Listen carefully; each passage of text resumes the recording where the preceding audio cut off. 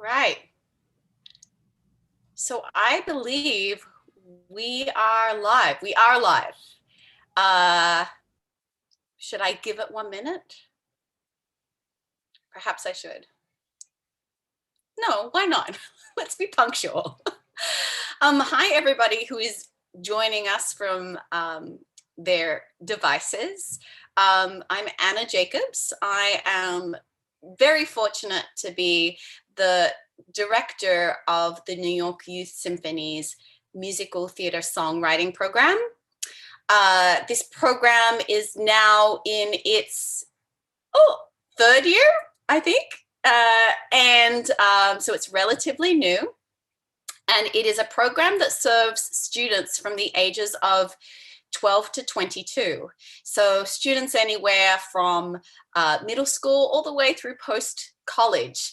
Some of them are classically trained composers, some of them are singer-songwriters, some of them are poets, some of them are playwrights. Everybody comes in with a different but equally special skill set.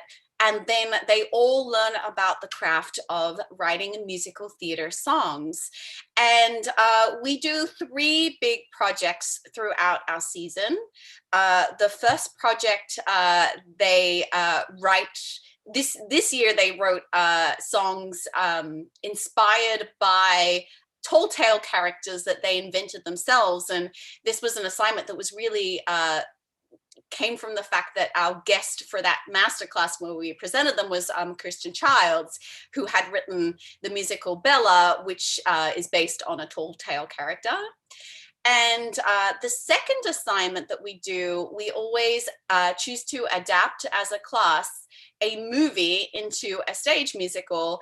The class agrees on a film that they want to adapt, and then they break the film into different moments, and each songwriter or songwriting team is assigned a moment to musicalize. This year, they chose the film Coraline. What many of them don't know, because I haven't mentioned this yet, is that there actually is a Coraline musical out there. And now you know what we will be talking about in our next class on Tuesday. But they have gone off, written their own original material based on Coraline. They were asked to write verse chorus songs specifically. And then once they wrote these songs, we delved into this wonderful partnership that we have with 2 musical theater performance programs. One is a musical theater performance program at Harlem School of the Arts, and the other is a musical theater performance program at New York Film Academy.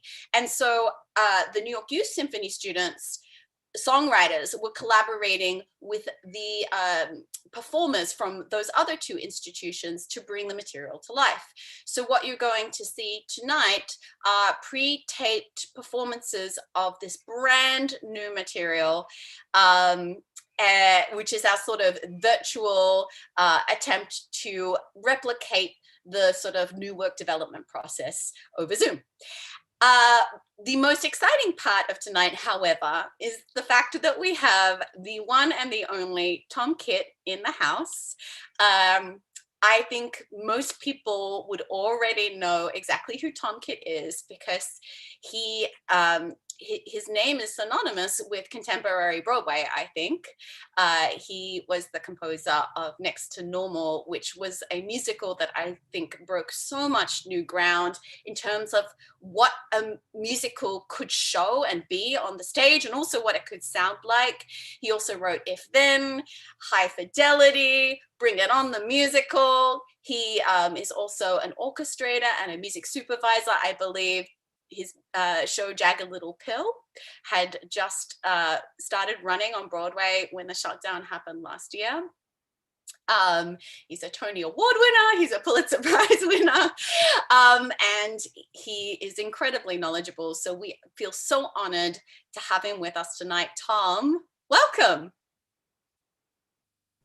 Thank you. Thank you. It's really, really a pleasure to be here, and especially during this challenging time when we can't be together in theaters and in rehearsal rooms. The fact that we keep finding ways to be together, to make art, to make theater on Zoom, and to create and to learn and express ourselves is, I know it's a wonderful thing for me to get to immerse myself in. So thank you for inviting me.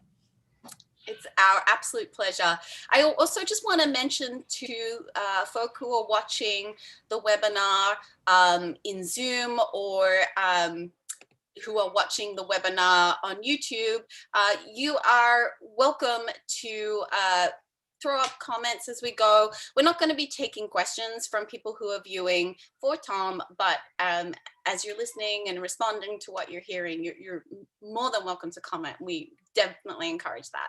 So Tom, I would like to start with a question that I'd like to start with all of our guests, which is, how did you find your way into musical theater? What was the sort of journey that led you to where you are today?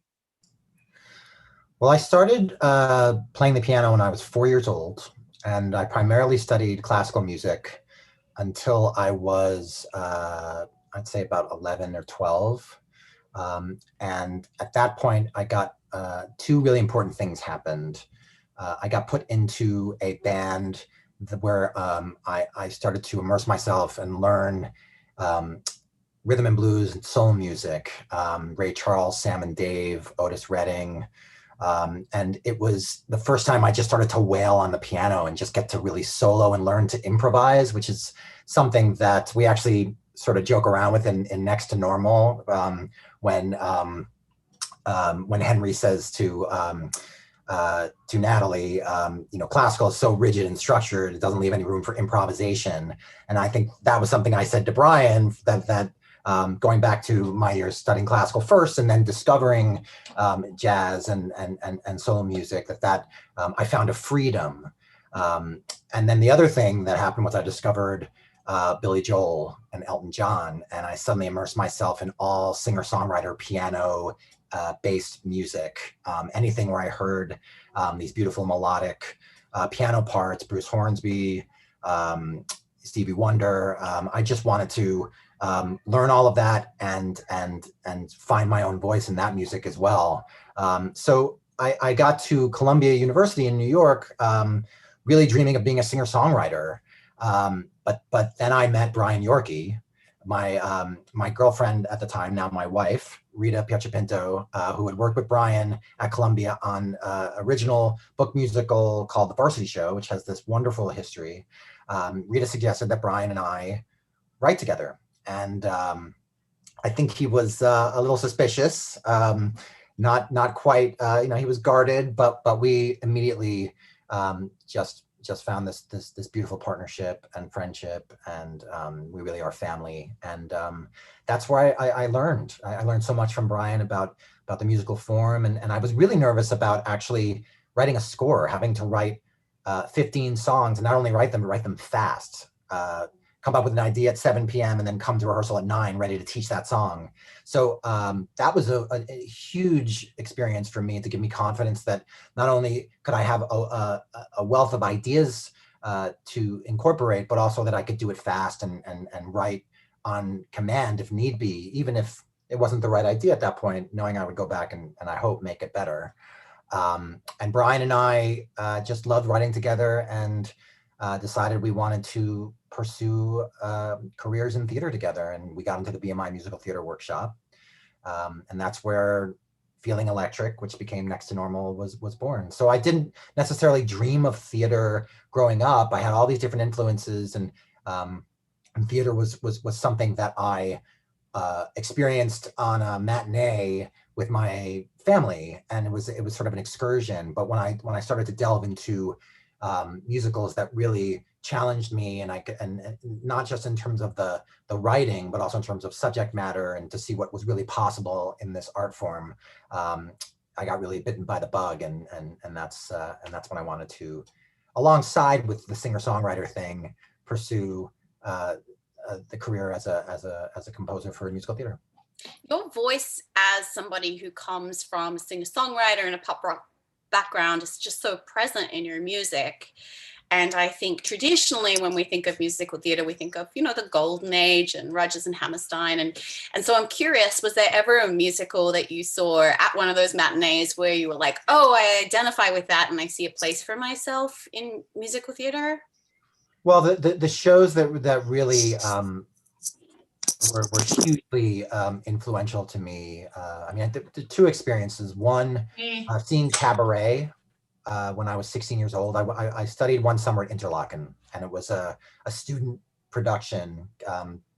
Students that were a little older than me and my age, and I had never seen Cabaret, and I just was so shaken. I was so moved. I was riveted by the brilliant writing, and then I just had to collect myself after the play ended, and that was an experience that I just felt so happy to have. I didn't see that coming in the musical theater, and so I think that was always formative for me in the shows I wanted to write. I wanted to really move the audience, challenge the audience, and bring subject matters that I thought would bring us together and speak to the human experience.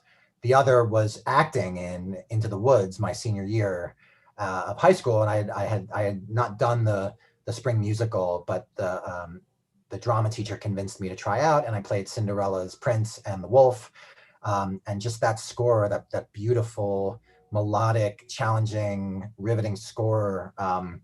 And for all of us playing these characters, exploring the themes, talking about what the musical means and how and why it was written, was just so educational. And again, for a musical to push me into that way of thinking and to challenge myself and again look at the human experience, I just was really knocked out by that. And now luckily I get to work with James Lapine. I'm working with James on a musical called Flying Over Sunset that was ready to start previews at Lincoln Center that I'm hoping will happen very soon. And I get to just bother James all the time, asking him questions about the musical. Wow. And I'm still, waiting to sort of break out my agony and see what he thinks about it. But those experiences were really important. They wanted me to really go in search of more musical theater material that was going to make me feel that way and really inspire me to write. I want to ask actually, so, you just mentioned your collaboration with James Lapine. You work, even though you started off working with Brian Yorkie, fast forward maybe 10 years, you were working in all these many different formations and collaborations. Like you take on different roles and you work with different collaborators all the time. What is that like? It's for me, it's just a real. I consider myself lucky because all of the collaborators I've had the opportunity to work with. Not only are they brilliant and you feel lucky to be at the table with them to experience what they do, but I learn from them, and I'm a better creator and artist because of those conversations, because of their process, because of how they feel about the world and what they're trying to bring to the theater. So it forces you a little bit out of your box, because if I get comfortable in this process, then suddenly I have to learn a whole new thing with another writer, and I think the scores that I've written in the different musicals, Flying Over Sunset with Michael Corey, Dave with Nell Benjamin, Bring It On with Lynn and Amanda, of course my musicals with Brian, and Brian and I have another musical, The Visitor, that also was set to open before the shutdown at the Public Theater. So it's just always a learning process, and I think that for all of us, we can't ever feel like we've arrived to a place where we just are set in our ways and we do what we want and everyone kind of rises to meet what we want to express. We know that this is a collaborative art form, and all the better for it, because it teaches you. It's so important to hear other ideas, and even if you think you have it, to just consider another possibility. That's how you grow. Yeah, if you're thinking about, because collaboration is a big part of this program, and something that I say to my students a lot is collaboration is a skill, just like notation is a skill, or like perfecting your perfect rhymes is a skill. Is there anything that you like reflecting back on your journey so far that you feel like maybe you learned along the way about collaboration that maybe you didn't know at the beginning of that journey? I feel like I'm saying journey a lot, by the way. I feel like I'm on The Bachelor or something. Journey on your journey. I think early on I was protective to a fault. If there was a song that I really believed in, and someone would suggest looking at it again, maybe cutting it down, I had a little bit of an attitude about it and say, oh, this is what I have to watch out for as a writer. This is what they do. They come and they make you compromise, and you end up not having your artistic vision. And I really learned, especially on Next to Normal, when we opened at second stage and there were 2 songs that I kind of dug my heels in for, and they ended up being problematic. And when we cut them and rewrote around them, going down to Washington, D.C. at Arena Stage and then back to Broadway, they really changed the musical for so many people, and allowed the musical to, I think, really be seen as it wanted to. So that was a big lesson. Now, that's not to say that's always the way to do it. Just listen and cut, and because there were some changes on Superhero, which opened at second stage in 2019, a show I'm really proud of, where I think we were really fast to just cut and change. And looking back, John Logan and I have talked about restoring for licensing, that maybe there were some things that we let go of too easily. So it's something you just have to feel your way through, and that's both the beauty and some of the frustration about what we do, is that you just don't know, and you're going to be tempted to listen to everybody. But the thing that I'll leave this with, that I really learned, is that an audience will not lie. You may have aberrations, you may have a friend or even a family member that maybe you want to hear from, or maybe you don't, who might lean over to you and say, that number, I really think you have to change that. But you just watched an audience go bonkers for it, and you think, well, I'm not sure. So I tend to think, okay, I got the feedback, I will keep that in mind. But if I'm experiencing something in the theater that the audience is collectively giving me, I think that's where you have to lean. Right, which is why previews is such an important part of the process of opening a new show. It is, but it's again, it can be maddening, because on a Tuesday night, you may have a sleepy audience and you start second guessing and feeling horrible about yourself. Mm-hmm. And then Wednesday matinee, you're thinking, oh, here's going to be a matinee crowd. This is going to go really badly. I'm just going to feel even worse. And then suddenly they go really crazy for it and you didn't expect it. But the other thing also I'll say is just remember in previews that the writers are around you. There are some people who come to previews and don't know that, and they're very expressive around, and it's just, I mean, that's what you want. You want people to be honest, but it's just it's just obvious that they don't realize that the creators are probably all around them when they express their feelings about your show. Right. It's like, don't go to a bar near the venue later, or you'll hear all these conversations you don't want to hear. But then again, there may be some people who say, you know what, I'm glad the creators heard me. I express myself, and I think they should listen to what I say. So who knows? I'm wondering, you're talking about cutting songs, and how do you know, or how do you make the decision to cut a whole song versus just rewrite parts of a song? Well, one instance, or one thing to consider is certainly length. And if you feel like you're getting to a place in the show where you have to consider that you can tell the audience is starting to get antsy, you may have to look to take something out. But the other thing I think more important is, what is this song giving us? Is it really telling us information that we don't know? Is it really advancing this character's storyline? Just imagine it gone and really ask yourself honestly what you're missing. And I have to say, so for Almost Famous, there's a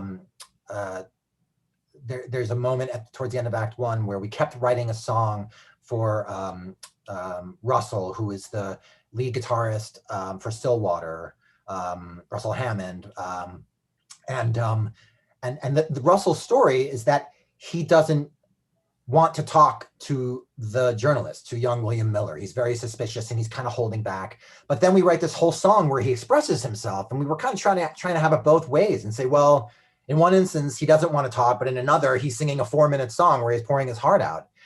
And it just, again, it was also that moment in the first act where we just felt long. And we may go back, when we get back into the world of Almost Famous, we may say, look, we missed something for Russell here. But my hunch is that we need to be economical in that moment. And it won't be dramaturgical if we're working at cross purposes of what's true to the character. So that's a really great moment, and it's spurred a lot of great conversations between me and Cameron Crowe. And I don't think we've solved it yet necessarily, but it's a tricky moment to get right. But for the San Diego production, for the Old Globe production, lifting that song out, having the act be a little shorter, and also not being confused about Russell in that moment really paid dividends. And it was a really good cut. Right. And I'll just say that, Next to Normal, the songs I was talking about, Costco and Feeling Electric, for anyone that saw it at second stage, they just were tonally in a different world. The show was trying really hard to tell this story in an authentic and human way. And then suddenly we were going into these very stylized, satirical sensibilities, these tonalities, and a lot of the audience was just getting pulled out of the show. So never mind length, or even if it's just a little bit off tonally, it was really just pulling people out of the story. And so again, when we saw the show without those songs, Brian and I just looked at each other and said, oh, right, yeah, that we should have done that weeks ago. It's interesting. I feel like this comes up just when you're writing a song alone as well, that often you have to sort of overwrite it in order to find out what the essence of it is. And it applies when you're writing a whole show as well, that you might be experimenting with a lot of different tones, a lot of narrative moments that ultimately don't belong there, a lot of verses that ultimately don't belong there. But like part of the writing process is whittling down to just the essential stuff that you need. Well, I think that you want to be free. And if you're feeling an impulse and a spark to write a certain song, you should write that song. But I also feel like you don't have to necessarily come to it and say, let's just write a lot of things and let's write a lot of long songs. Because then what happens, and we had this with If Then, we wrote these really big sequences and we wrote a bunch of songs, and then it became a little hard for us to go back and figure out what we had to cut and what was really going to help us tell the story. Next to Normal was writing a bunch of songs without any kind of outline. And then that became a really difficult process to whittle it down. And so I think that you want to be careful, you want to give yourself freedom, but you also want to be a little hard on yourself to say, I know in my gut that this doesn't feel like the right moment to write for. This feels like a truer moment. This song, I'm going to look at the craft and the form and just say, how do I get this down to its bare essence to say what it needs to say?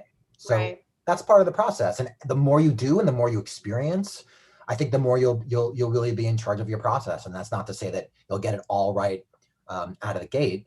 But I do think that you'll just find that your impulses become a little more true, a little more reliable, and the process just maybe becomes a little easier.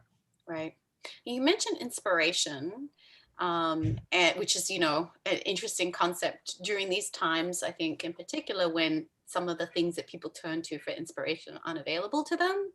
I'm just curious, either now or in pre-pandemic times, how you saw inspiration, perhaps even in your everyday life when you're working on one of your many projects. What do you do to find inspiration?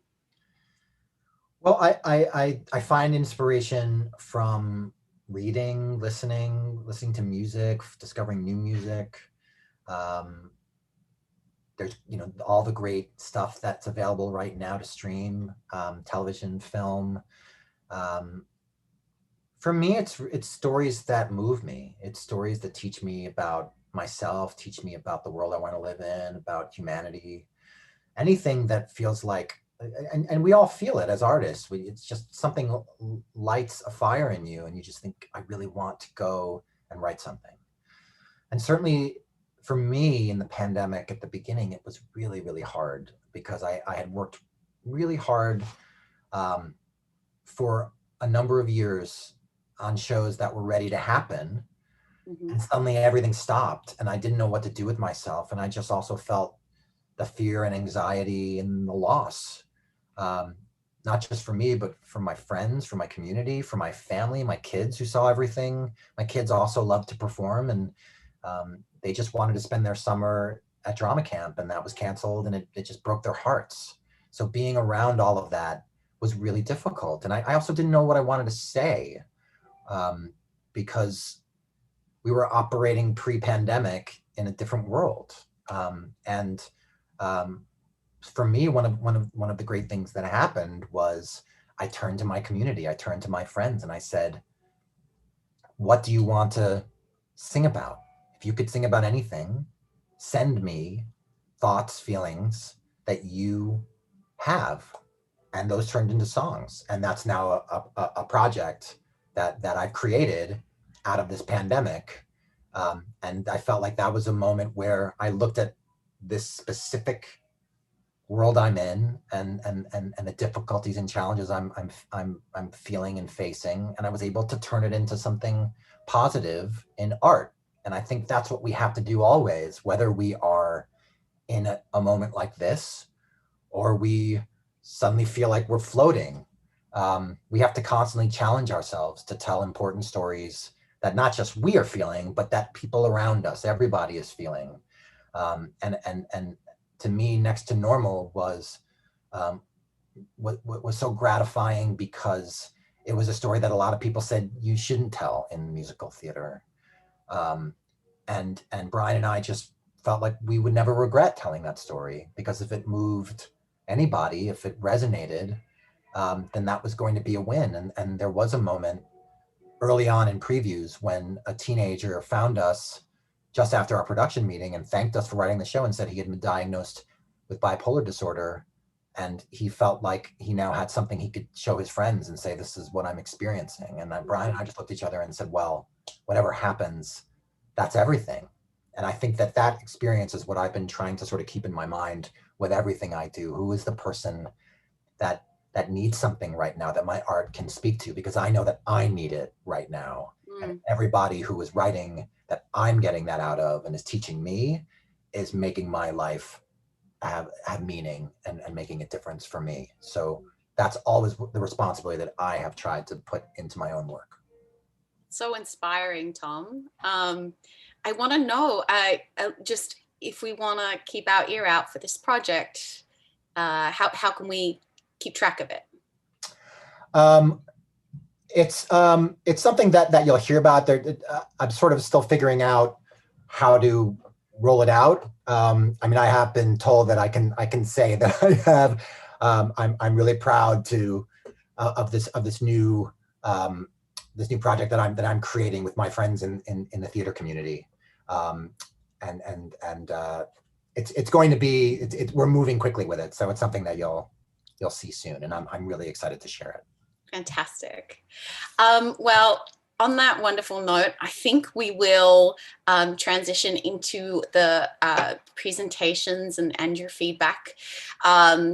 For everybody watching, I think what we'll do is we'll maybe do about 5 songs, unless, Tom, you need a break, then in which case just subtly give me a wink or something and I'll call it earlier.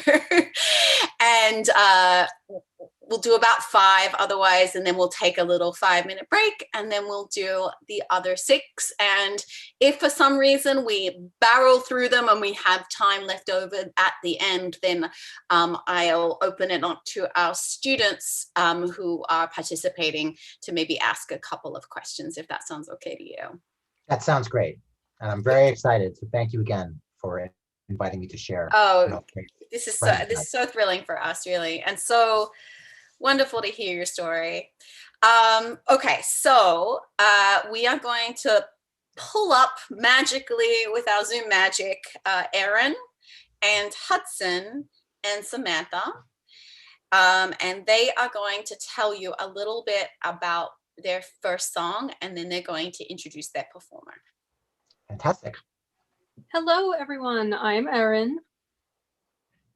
Hi, Erin. Hi. And I'm Hudson, and this song's going to be performed by Samantha. Yes. Hi, Samantha. Thank you. Our Thank song- you for having me. Okay, our song is called Home. And 1 second. I was the lyricist of this song, so I'll give you a little background on the storyline. So our song Home follows Coraline on her explorations in her new house she has just moved into. This exploration meant to lift her spirits quickly is ruined as she finds the house is worse than she could have imagined. Coraline pleads and wishes she could go back to her original home with her friends, and yet there's no way for her to change back time. So I wrote the music for this song, and so in the movie, this scene already has an amazing soundtrack, and it has a really well done song. And so I like that song, but I also wanted to bring in my own ideas and my own take on the whole scene. And so this song, especially introduction, has a lot of musical ideas from the soundtrack, but then it changes a lot elsewhere. And who wrote the soundtrack? Do you know? Not off the top of my head, unfortunately. James knows. James, you know? Yeah, this French composer Bruno Coulet, he did Les Choristes too, and he's just, yeah. Okay. So the composition will have some elements of that. Yep. Great.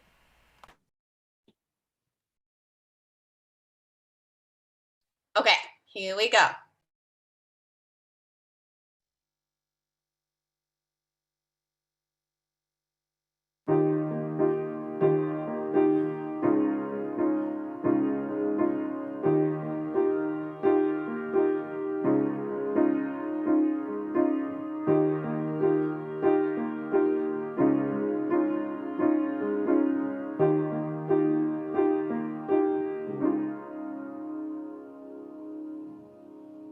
Walk through the halls, chasing pictures on old faded walls. How peculiar. The lights are low and the floors creak as I go onward short of adventure. I wanna go home with friends when I wasn't so alone. A place with memories, a place I was taught in, not a place that is faded and rotten. 12 leaky windows lie in a place where the sun won't shine, a place secrets hide. 12 disgusting bugs and a stubborn old bump in the rug. I can't sleep through the night. I just wanna go back, but a smile's meant for joy, not to distract. Fake happiness and hide sadness. This move's just a plain old train wreck. A room sits on its own, and inside I hear a hiss and a groan. Dreams of mythical monsters are simply replaced with the boiler. I hit a switch and before I know it, the lights flicker and dim and I hear... No. No, no, no. No. Ah!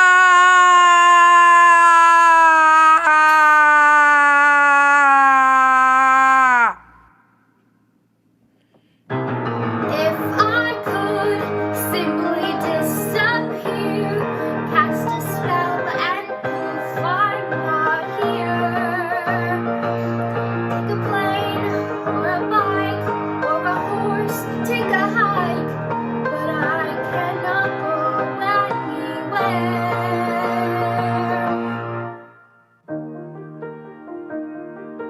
One boring blue boy in a painfully boring painting, and 4 incredibly boring windows, and no more doors.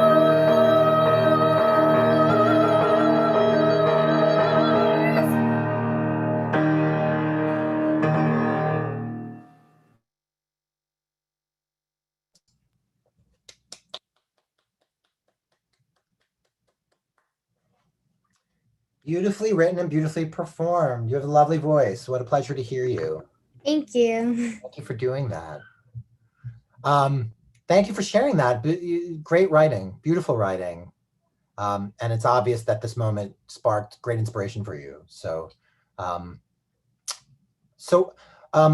think my big overall question / note would be, or sort of a question first. Coraline, what sort of, if you had to characterize her personality, her outward presence, what would you say she is?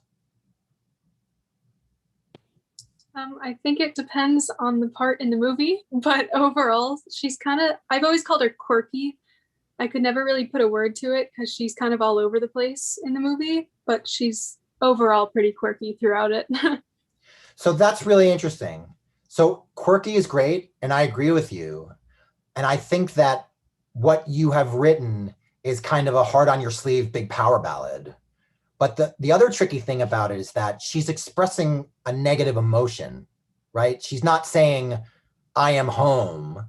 She's saying, I want to go home. I want to leave this horrible place. But the music is sounding like I am free. I am discovering myself. I am exactly where I want to be.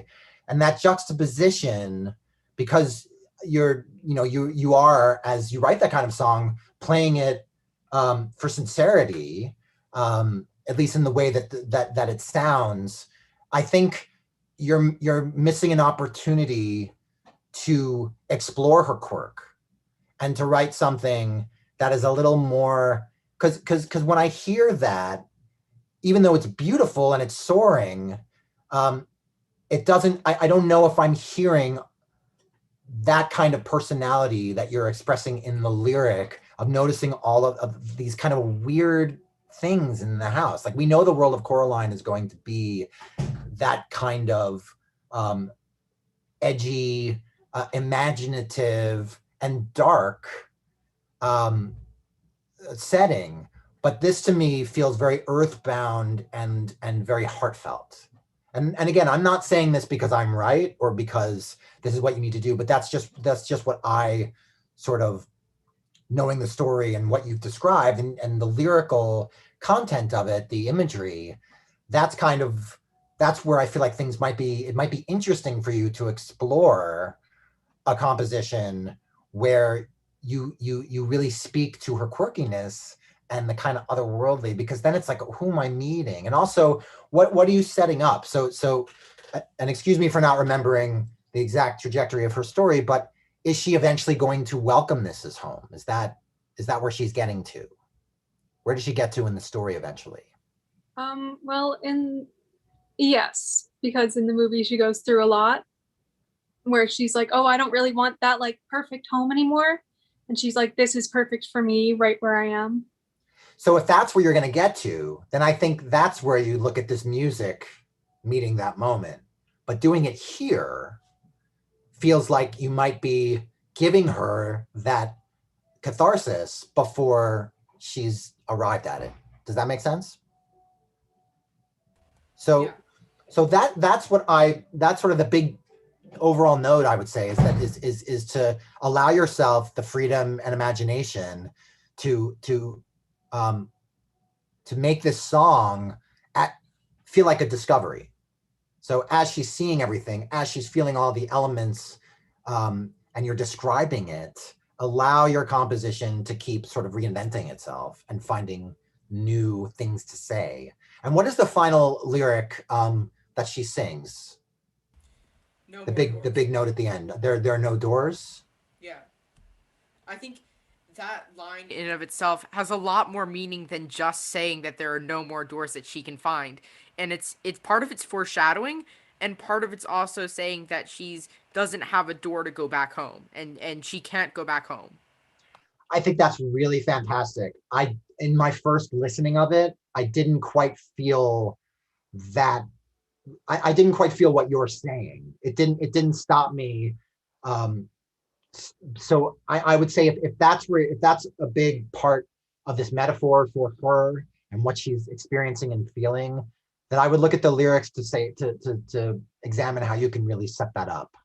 And because that in and of itself could be a song idea. Trying to get her to that place where if her life is, is closed doors, that's an interesting thing to sing about. But for me, it sort of felt a little disconnected, and I knew it was supposed to be a big realization of something, but I didn't quite, at least in the first listen, it didn't. And you also, you interrupt the song, which is funny for that comical moment.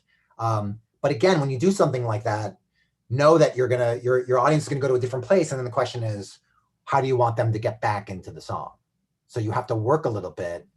If again you're going to be giving them something serious to think about and feel for this character, you have to take that into consideration and then maybe do a little bit more to bring them back. We are at time. So do you have any questions about any of that?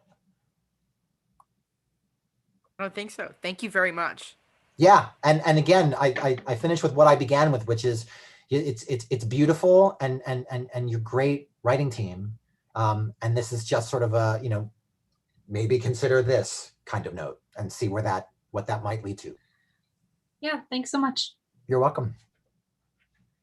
Thanks, Hudson and Erin and Samantha. Okay, Tom, our next team is Ava and Prithvi. They're our two songwriters, and our performer is Camilla, and they are gonna set up their song for you. Hi, my name is Ava Roberts. I'm one of the songwriters of Little Me. So Coraline sings this piece in order to express her feelings when she receives a doll that looks like her, or rather a little me.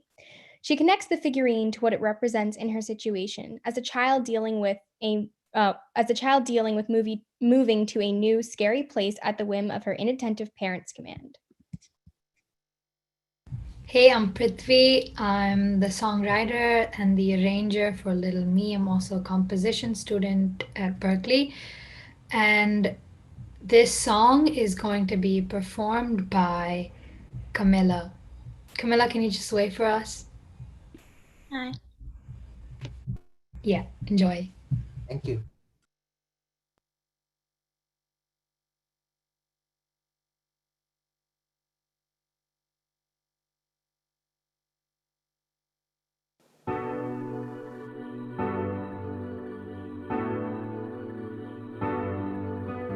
Just another gloomy day, getting out of mother's way.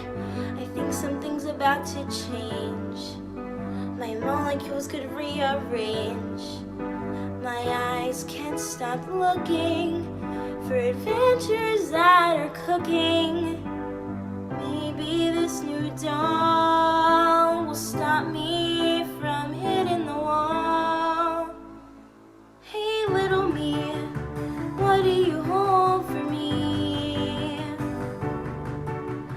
Are you just a clone, or will you show me what's unknown? Hey, little me, you and I are we.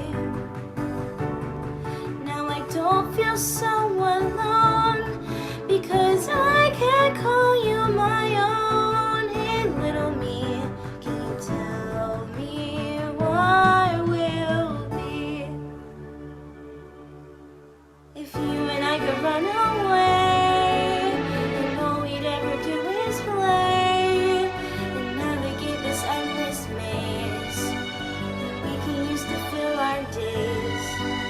My eyes can't stop looking at your mystery that's cooking. Maybe you and I will start seeing eye to eye. Hey, little me, what do you hold for me?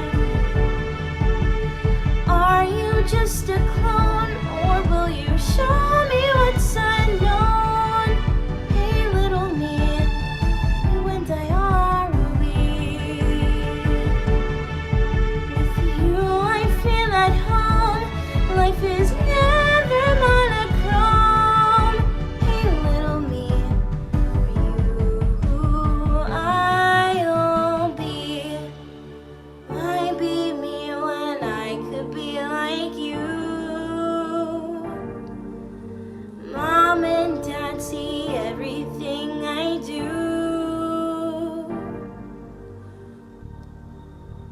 Your thread doesn't tie you down, but my parents can't see my frown. So why be me when I could be YB's little me? Hey, little me, what do you hold for me? You aren't just a clone, you're what I've never known. Hey, little me, you and I are a we. I'll take you where I roam, no matter how far from home. Hey, little me, you, I'll be. Hey, little me, you are who I'll be.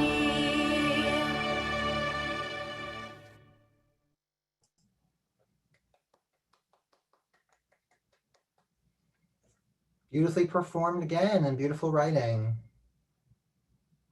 Thank you. Thank you.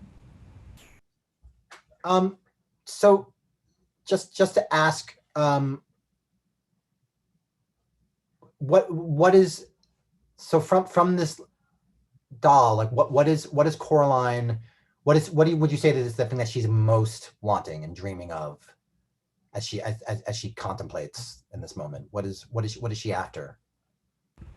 I think she sort of sees herself in the doll, or she wants to see herself in the doll. Uh, the doll just seems to have it so much better than her. She feels like she's sort of tied down to this kind of life that she's living in this new place. And this doll just kind of seems like this ray of hope. And she hopes that this doll will be not just her companion, but also sort of she hopes that it would bring something exciting to her life and change how monotonous things have become for her. Right. So this could actually be her, this could be the guide to her happiness. It's like it would be the friend that no matter what is going on in her life, she feels like she has something important, something special, right? Yeah. But there's at the beginning of this moment, there's obvious, she has fear, she has sadness, she's searching for something, and so she's not quite, this sort of comes of the moment as she sees this thing. It sparks something in her and makes her dream. Yeah, definitely. Great. And I think with that, it's foreshadowing like the fact that she ends up going to like a new world almost as the doll. Great. So I think that it would be interesting to look at how the song begins, especially in terms of feel, because the kind of steady beat signifies something that, again, she's got her feet firmly on the ground. And I kept imagining this a little more rubato and a little more sparse, so that the chorus maybe is the thing that brings in some release for her. And that might be the place where you start feeling a groove happening. But because it's groove based to begin with, it feels a little bit like I don't necessarily feel that uncertainty at the beginning in a way that I think I could. Does that make sense? Yeah. So I think arrangement is something to look at. Pop songs in theater, especially in terms of form. So you have a chorus that repeats lyrically each time, correct? No, there's a couple changes between the choruses, but they're minor, but they're there. It's basically, though, that I'm sort of tracking it, and at least the beginning of them was similar, and then maybe I feel like that's also an opportunity, because this is a big emotional moment for her, and I would say I think you should keep exploring new things for her to discover in each chorus. And it's one of those things between pop music form and theater form that can be tricky, and you decide when you're going to give an audience what they're expecting from pop form.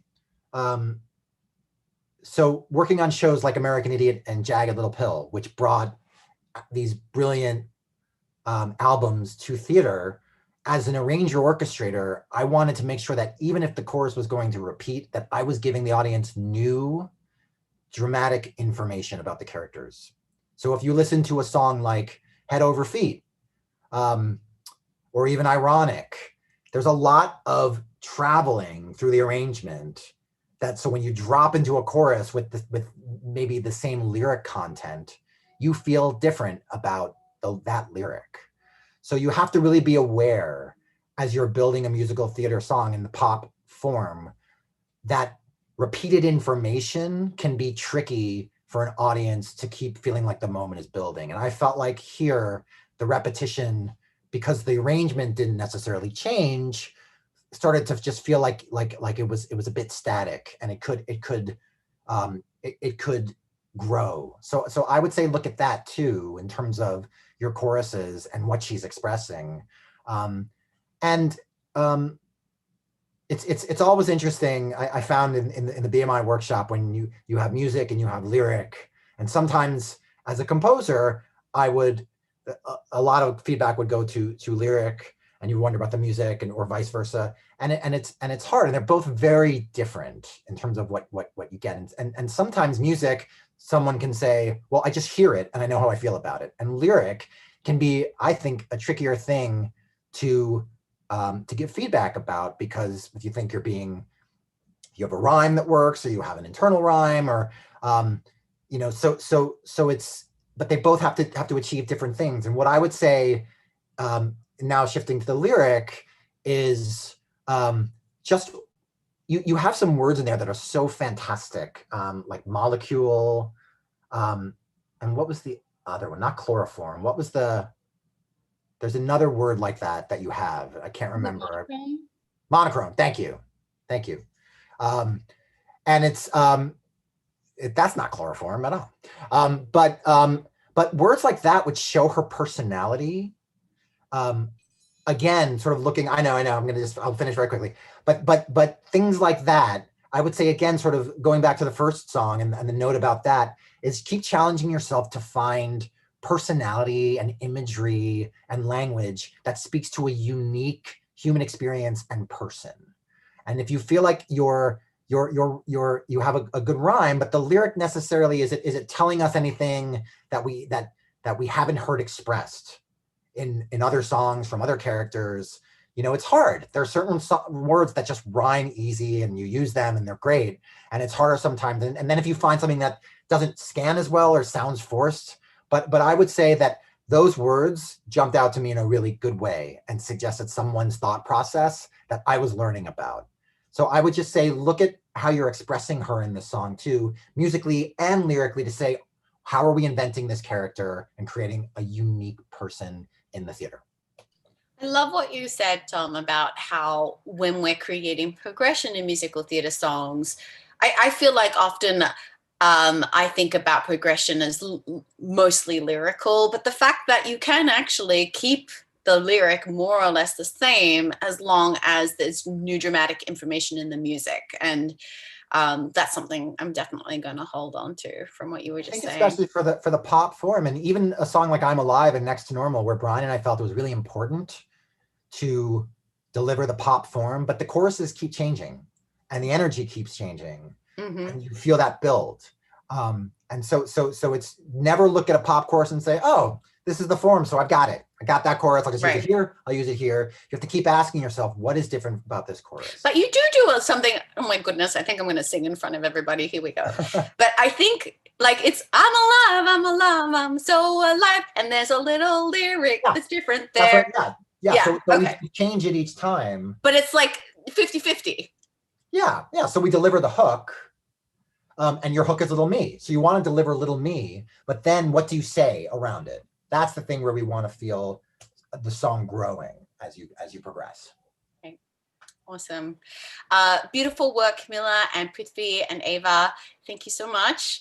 Our next wonderful team is the songwriters Ayana and Zeta, who also collaborated on the arrangement with Andrew. And their song is performed by Jordan. Fantastic. The song entitled Secret Door was created by Zeta, Andrew, and myself. Our song was made to go into the deeper understanding of the inner conflict Coraline faces being in her new house and discovering something new. The purpose of Secret Door is to take you on a journey to the deep, mysterious, and curious mindset of Coraline. I am pleased to introduce Miss Jordan White, please wave, who will be singing our song. Fantastic.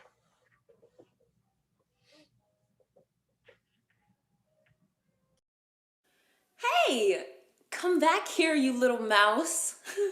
Hey, come back. Whoa. A door? But where does it lead to? What is this passage? A secret passage.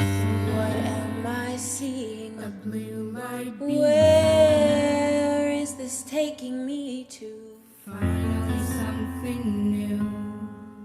I was following a little mouse, 'cause I'm bored and stuck inside this house. Now there's something I've never seen before. It's like I can hear all these whispers.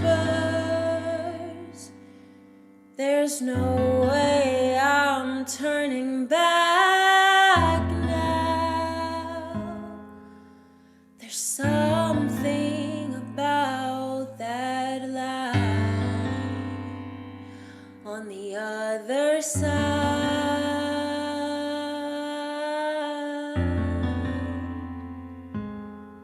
Although I don't know what's over there, it has to be more fun than here.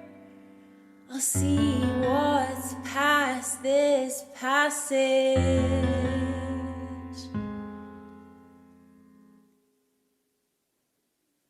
And past this door.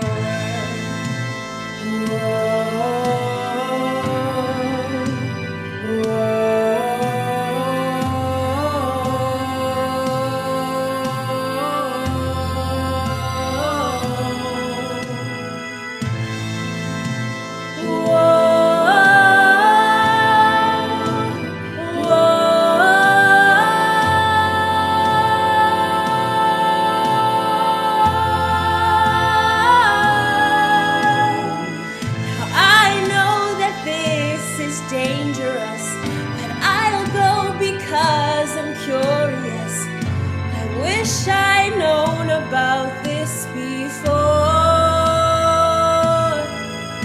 Am I making a mistake? Will Mom and Dad know where I've gone? Once I cross this passageway and cross this secret door, I'm closer to the edge. I wonder what this place is.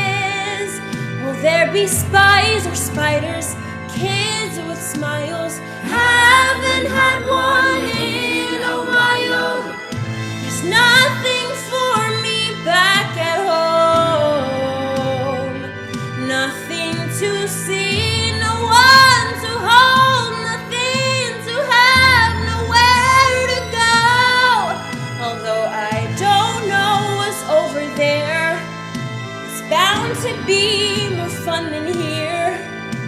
I'll see what's past this passage. And now it's time to see what lies behind this door.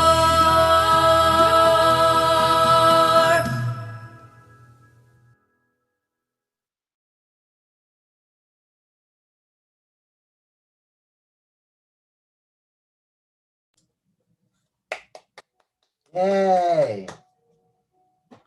Brilliantly performed, Jordan. Beautiful. And again, great writing. Very talented, everybody. Performance and writing, really wonderful. So this was really cool. And I commend you for the theatricality that you brought to it. I love the usage of a chorus. The call and response was great, and it was funny and also a little spooky, which was great, you know, so I love that. And I thought that the drive of the song was really wonderful. I love that it was, you know, that it grew, that she was sort of in this contemplative place, and then she suddenly, you know, then she suddenly started to get drive as she was going towards something. I think the thing that I wondered was, so does she actually arrive? Does she open the door and get somewhere, or is she? Because when the music shifts, it feels like that she does go through, but is she actually on the other side experiencing something, or is she still sort of in between? So when we originally made it, the ending of the song is the moment when she opened it, but it's supposed to be left on a cliffhanger, because then when she goes through the door, she realizes that it's just like her home. So it's like the audience is supposed to be on the edge of their seat. So that shift in the music, the audience, they're supposed to be revealed that she's back in her house, that it looks exactly like her house? Yes. Got it. And that's supposed to be sort of disconcerting to her, right? Yes. Because I think that what the music was giving me, what the composition was giving me, was that there was this big discovery that was sort of galvanizing her, because that's the drive, the dun, dun, dun, dun, you know, that feels like I have purpose, I'm going after something. But she didn't feel like she was off center, like, what is happening? And so, and then as she was sort of singing about her family and about maybe mom and dad, you know, what do I actually have? That was where I started to feel like, are we in one place a little bit too long? And does this music, does this progression that's been speaking to her the entire time, is it not now allowing itself to find whatever sort of new emotions she has with her? Does that make sense? So what you're describing is a really cool, you know, again, off-center kind of moment. And I would say, does the song want to suddenly sort of get, you know, turned on its head a little bit and maybe go away from that progression and find something, let her ask the question, what is happening? What is this?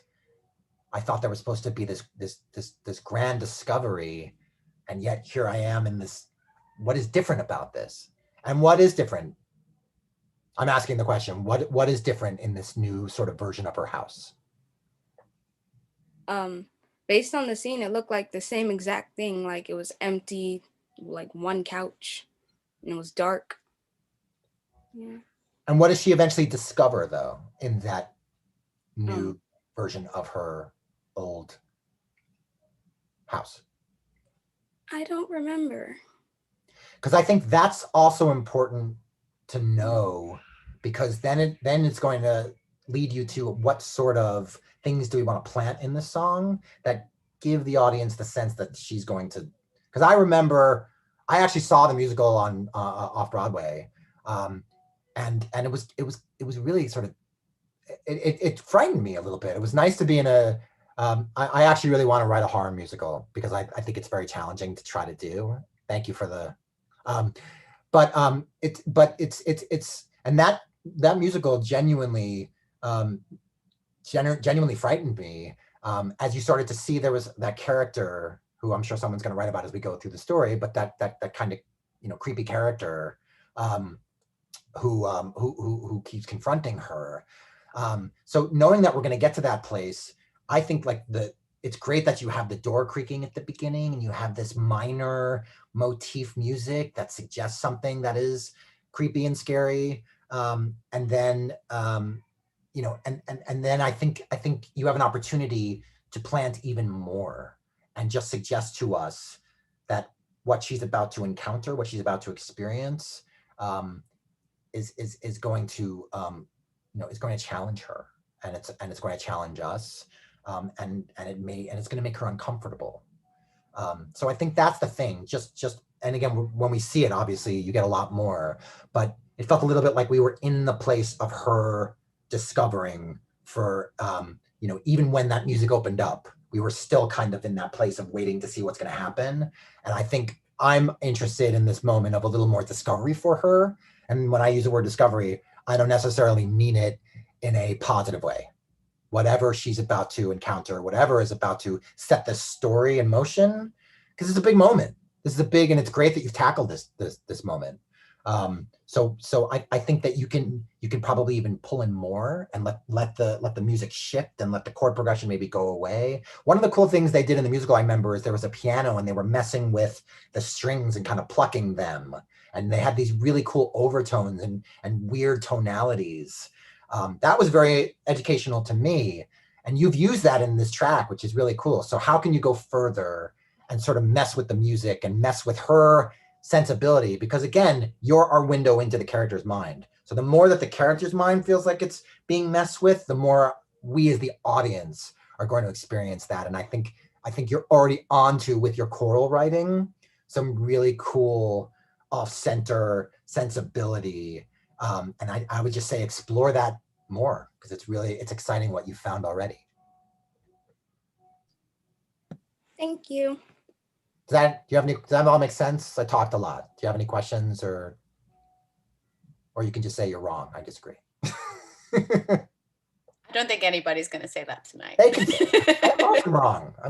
I enjoy being wrong, because then if someone's right, I learned from that. So it was actually interesting watching the journey of the song, because I think when Ayana and Zeta started working on it, it was sort of a lot more grounded, and just as the song evolved, Ayana added these incredible vocal arrangements, and then Andrew contributed some instrumental arrangements that pushed it in the direction that you're describing of like off center, and it was already sort of headed in that direction, but I can see that with more time, they could push it even further in that direction. That was a really great example of dramatic writing and using harmony, dissonance, creating a world. I could see that chorus, and it was unnerving. And I think that's what everyone, especially this story, gives you great freedom to find that. So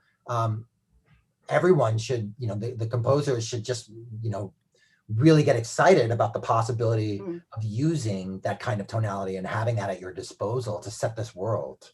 But that's what makes it so wonderful to musicalize. I have a quick sidebar, actually. So can I say, Ayana, about how your response to the film? Yes. Okay. Ayana was terrified of the film when she saw it. And even for, revisiting the film for this assignment, she still felt, she had this really strong response to it. Have you ever worked on material, Tom, that like you've had a response to that's uncomfortable? I'm just curious. Well, I'll share a story with you, which was had a great effect on me. I'm very good friends with the writer David Lindsay-Abaire, who wrote the book To High Fidelity. And David wrote a play that won the Pulitzer Prize called Rabbit Hole. Do you know Rabbit Hole, anybody here? So for those of you that don't know Rabbit Hole, at the center of the story is a young child that was hit by a car and killed. And it's a family reeling from this. And when I was asking David about, because David and I, we actually, when we were doing High Fidelity, we were young fathers. My son was 18 months old. David had an older, his first son is older, and has since had a second son. And I said to him, what brought this story on? And he said one of his professors told him to explore what frightens you, to pick something, and this is the subject matter that scared him the most. And as a father, I would say yes. That was what was at the center of Superhero. I don't know if anyone saw Superhero at second stage, but it was interesting that I wrote that show and it happened just before the pandemic. And I was already in a world of fear about global warming and what this world is that my kids are are going to be inhabiting and that we're giving to them. But I wanted to create a story of hope to say, you never know who in your life is going to be the person that's going to save you. And it could come from anywhere. And we have to believe in the forces in this world that are looking out for us, because I can't protect my kids every second, but I have to believe that someone will, something will. So I commend you for writing something that scares you, because I think that's where great inspiration and great resonance happens. Because if it frightens you as an artist, it's probably going to frighten a lot of people, and they're going to want to hear your thoughts about it and feel the comfort that your writing is going to give them. So I think it's a really good thing. You shouldn't always do that. You should also write things that make you laugh and, you know, that are just fun to do. But we live in a very complicated world right now, and there's a lot that we can't fathom and we can't understand. So what do we do as artists? We write about it. We have to. That's how we teach. That's how we learn. That's how we change things. So I think that that's exactly where you should be, and that's a great thing to do. Right. Thank you. Good job, team. So we have two more before we have a little refresher break. It's almost like real life, isn't it? We're going to have an intermission. So this next team is James and Sharon, and their performer is Daniel. Hello, hi. My name is James Pecor, and I'm a sophomore at Columbia. Hi, I'm Sharon Odds, currently a student at Yale. This song is called The Garden, and it's a song sung by the other father to Coraline, where he is inviting her to come explore this wonderful, strange new world. But things in the other world aren't quite what they seem, and the other father doesn't know whether to warn Coraline about the dangers ahead or to lead her further into dangerous clutches. The Garden will be performed by an incredibly kind and talented young actor from the New York Film Academy, Daniel Fisher. What a nice setup, Daniel. All lies.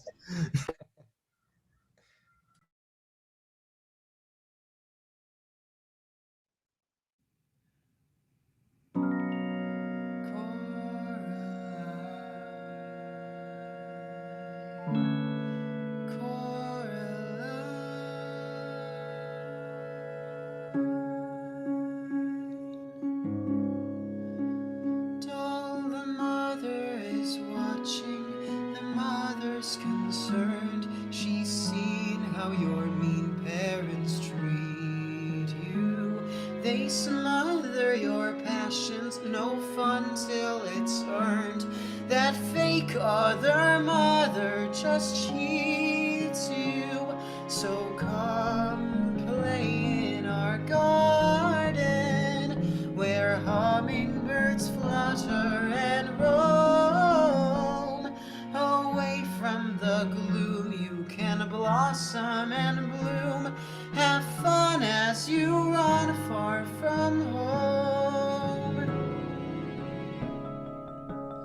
Doll, the mother knows you like the back of her hand. She makes glorious food you adore.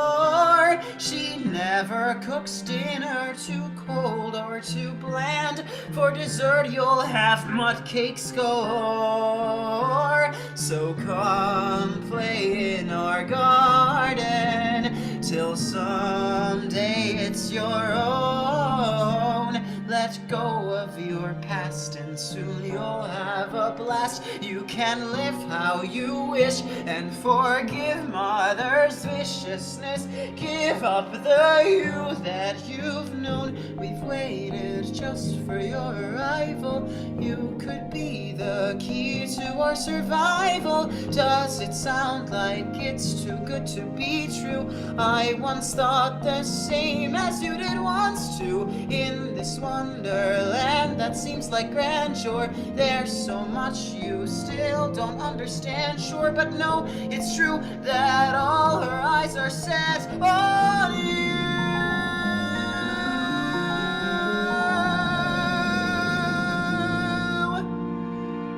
To come play in our garden and someday call it home.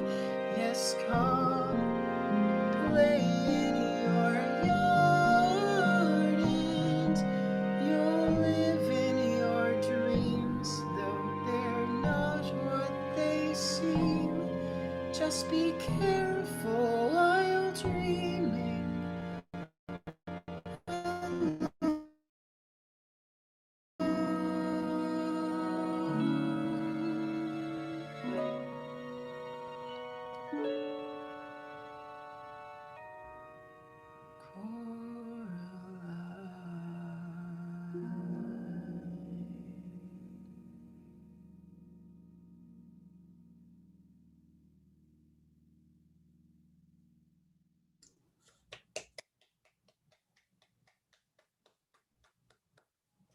I can't wait until we're all back in rooms and we can stop doing the silent Zoom clap. That whole thing of everyone just sort of, and you're trying to, like, I imagine there's a lot of sound. That was fantastic. These are all such wonderful songs that you're sharing with me. And beautifully performed again, Daniel. His setup for you was well earned. You did a great job.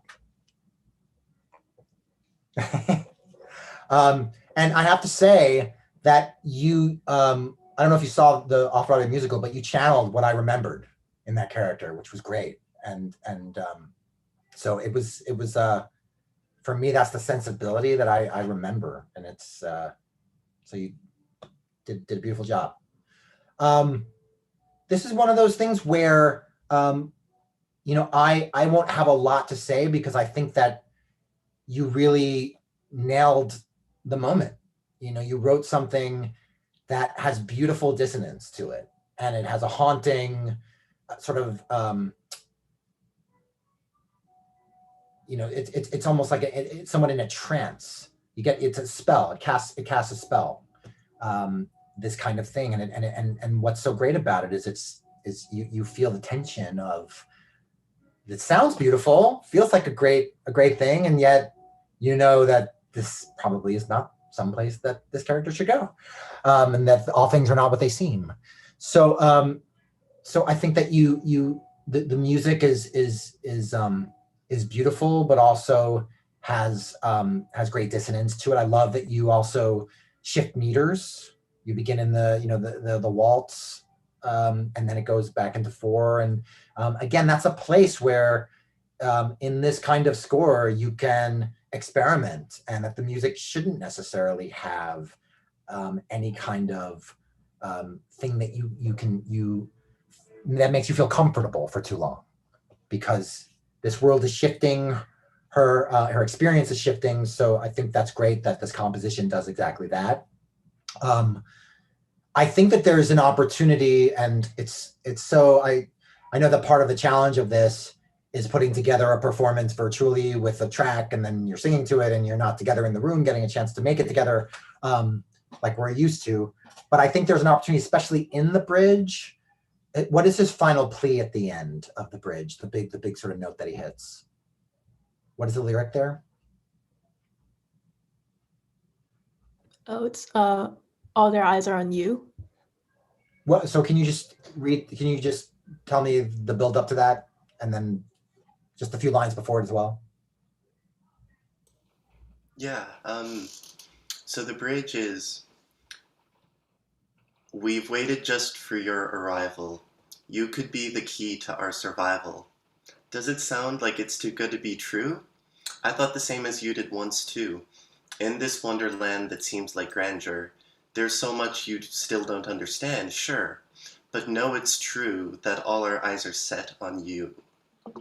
Right, and he hits kind of a big note there, right?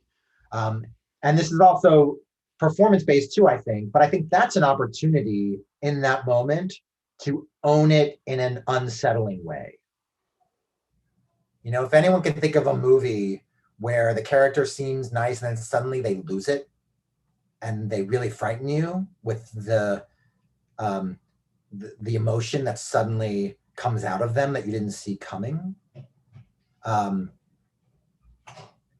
What was the movie? The 10 Cloverfield with John Goodman. When he's, he seems like he's a nice person that's helping these two characters from whatever is above, and then you start to get a sense in fits of anger, just how much danger is there. And I think in this song, which has the dreamy, it feels nice quality to it, there's also an opportunity to let this character let loose and make us sort of stop and clutch and go, oh, I didn't see that coming. And again, also it's a place where, as you were reading that to me, like great use of rhymes, but also be careful that you don't overdo it so that the language you start to wait for the rhyme and you stop listening to what the character is necessarily saying. And this is again, just a personal thing. Someone might feel the exact opposite, but I did feel a little bit like as I was landing on and, understand, grand, those are great rhymes, but when they start to feel rhythmic and you're trying to create an unpredictable moment, it might be worth looking at to say, do we want to land in it so much? Do we want to sort of, turn to the right a little bit? And I'm not saying make an imperfect rhyme, not at all. There's a balance. You're saying rhyme with intent and let the character or the emotion of the character in the moment drive your choices with rhyme. I think so. Yeah, very well said. And it's I mean, Sweeney Todd is like the masterclass in that, right? For something that is unnerving and something that has great language, and it's fast and it's coming at you. But and then you get Joanna, where suddenly you abandon that and you just are living in freedom, and these beautiful big lines. So that's the thing to sort of, I think, keep in mind, that you want to go for the craft, but also don't want to get to a point, as I said, where it suddenly feels like I'm listening for the rhyme and I lose the character a little bit. It's interesting how you've been talking a lot about dissonance, Tom, and we think of dissonance as a musical concept, but really there is dissonance in how you address a rhyme scheme as well. I think so. Yeah, I absolutely. When are we expecting something and suddenly those expectations are turned on their head a little bit?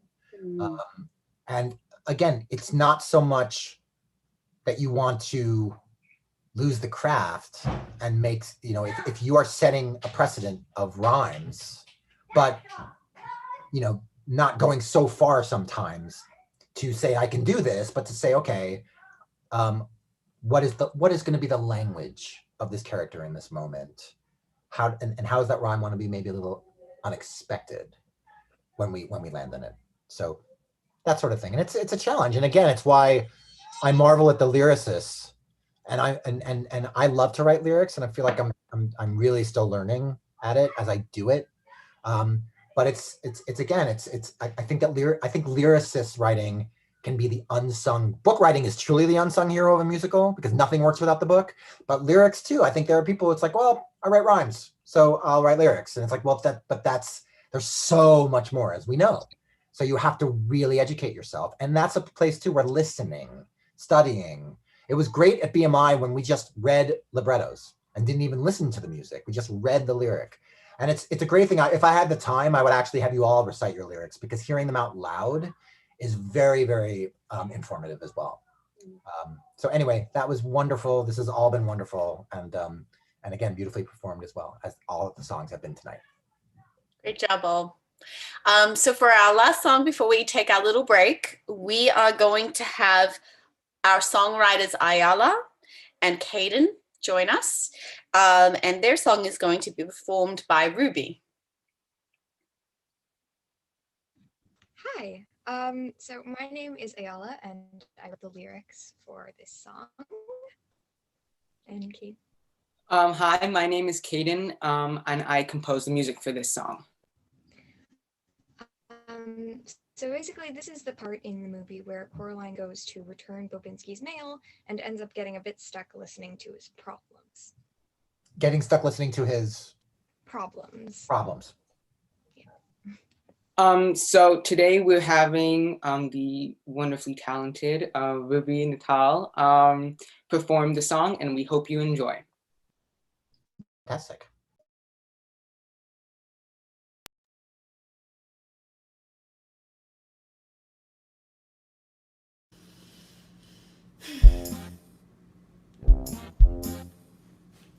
I am the amazing Bobinski, but you can call me Mr. B, because amazing, I already even though I am. You see, Caroline, the problem is with my jumping my circus. My circus once was beautiful, I tell you, Caroline. The world had never seen a better toad de frost than mine. But if I can open heart to you, I say now truthfully that recently it feels they're in a different world than me. See, here's the thing, my mice are training, working overtime, and yet I am teaching, I'm explaining, but my new song they don't get. It goes oompa. They go to the Lord. I say oompa. They go to the Lord. So why my mice not work with me? I did not understand. They struggling with juggling a flight that's like that hand. I say kick lines, they say buttons. I say card tricks, they say keys. So now I go to last resort and switch to stronger cheese. And if that doesn't make them better, whiches will it be? It seems all my money spent on cheddar goes down toilet with my dreams. It goes oompa. They go to the Lord. I say oompa. They go to the Lord. Wait, now that I remember, yes, I think there's one thing more. My mice want me to tell you, do not go to little door. What this means I could not say, I think they're going cuckoo cray. Thank you for your listening, I've just got one more bit to sing. I say oompa. They go to the Lord. I say oompa. They go to the Lord. Maybe I worked the Mishkas too hard.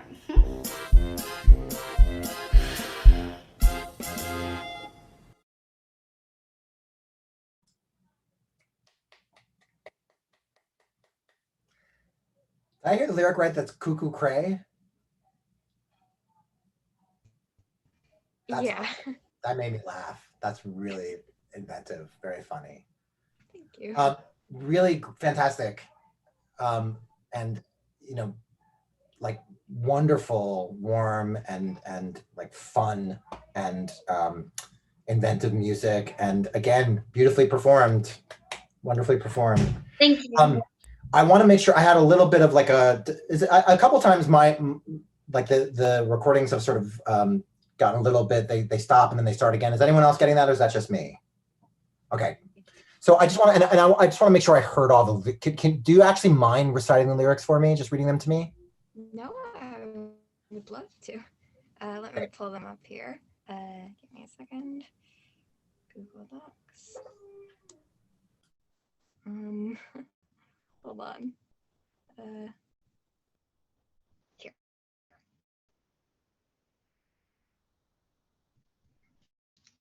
Okay. Should I read it? That'd be great. I am the amazing Wilkins, but you can call me Mr. B. Because, what? Oh, I figure, is anyone, I think you're breaking up a little bit. Can everyone I hear? already know that I am. Sorry, My songs Ayala? are beautiful. I tell you, Caroline, the world has never seen a better recording. Sorry, Ayala, your connection is not great. So I'm going to ask Ruby to read the lyrics, if you don't mind, Ruby. Sure. Okay, my name is the amazing Bobinski, but you can call me Mr. B, because amazing I already know I am. You see, Caroline, the problem is with my jumping mice circus. My circus once was beautiful, I tell you, Caroline, the world had never seen a better tour de force than mine. But if I can open heart to you, I say now truthfully that recently it feels they're in a different world than me. So here's the thing, my mice are training, working all the time, and yet I am teaching, I'm explaining, but my new song they don't get. It goes oompa, and they go toololoot. I say oompa, and they go toololoot. So why my mice not work with me, I did not understand. They struggling with juggling, a fright slight at hand. I say kick lines, they say buttons. I say card tricks, they say keys. So now I go to last resort and switch to stronger cheese. And if that doesn't make them better, which is what will be, it seems, all my money spent on cheddar goes down toilet with my dreams. It goes oompa, they go tululuut. I say oompa, they go tululuut. Wait, now that I remember, yes, I think there's one thing more. My mice want me to tell you, do not go through little door. What this means, I could not say. I think they're going cuckoo cray. Thank you for your listening. I just got one more bit to sing. I say oompa, they go tululuut. I say oompa, they go tululuut. Maybe I work the bishkas too hard. That was really helpful and very well read. Thank you. Welcome. Fantastic. Like fantastic lyrics, really. Great rhymes and inventive language, and you really create this wonderful character moment. And hearing them sort of leads me to my big sort of general thing to say, which is that I think that you, Kaden, I think that the two of you can work together to create a little bit more of a juxtaposition between what this character wants and what he's getting. So even that, I say oompa and they say tululuut, came across in the same music to me, as opposed to gun, gun, gun, dum, dum, dum. Do you know what I mean? I think there's an opportunity for you to have the music also give us the information that there is a disconnect and a frustration that's happening. So I would say, look to take this character a little bit out of their comfort zone. Also possibly in terms of where the melody sits. You know, there should be exasperation. There should be the musical element of frustration and anger. And it's like, I just keep doing it. And so it keeps building. So finally it's like, I say oompa. We're like at that point where it's like, I keep trying to make this happen and I can't. And I think that's really exciting place to be, because you have this really fun, wonderfully descriptive music that has great bounce and is evoking this person's world. And now I think you can go even further to illustrate this, and then you have a great comedic end, which is like, maybe I shouldn't be so hard on them. But at the end of that, we want to feel that this character has gone from like 0 to 100, right? So at the point where they say that, it's like, this has been the bane of my existence.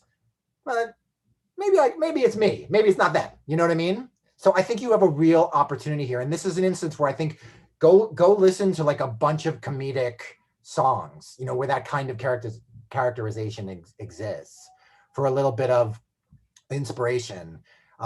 Again, not to say we're going to do exactly this, but I think it would just be interesting for you to kind of get that in your head of ways that this kind of illustration happens in theater. And you're already onto it. You're doing such a great job. So I think that just push further and create, like, this is a tour de force moment that you have made.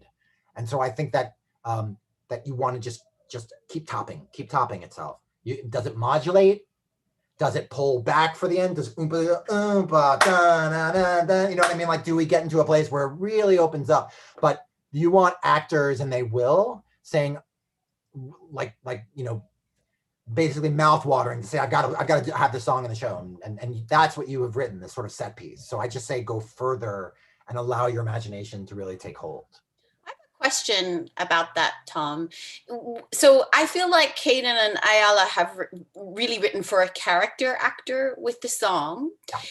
How do you juggle sort of the desire as a composer to sort of, push the limits of what the voice can do versus perhaps making it extremely accessible for somebody who is more of a character actor or more of an actor singer? How do you juggle those demands? I think you should write the song you want to write and then find out later what you might have to adjust. And that's happened.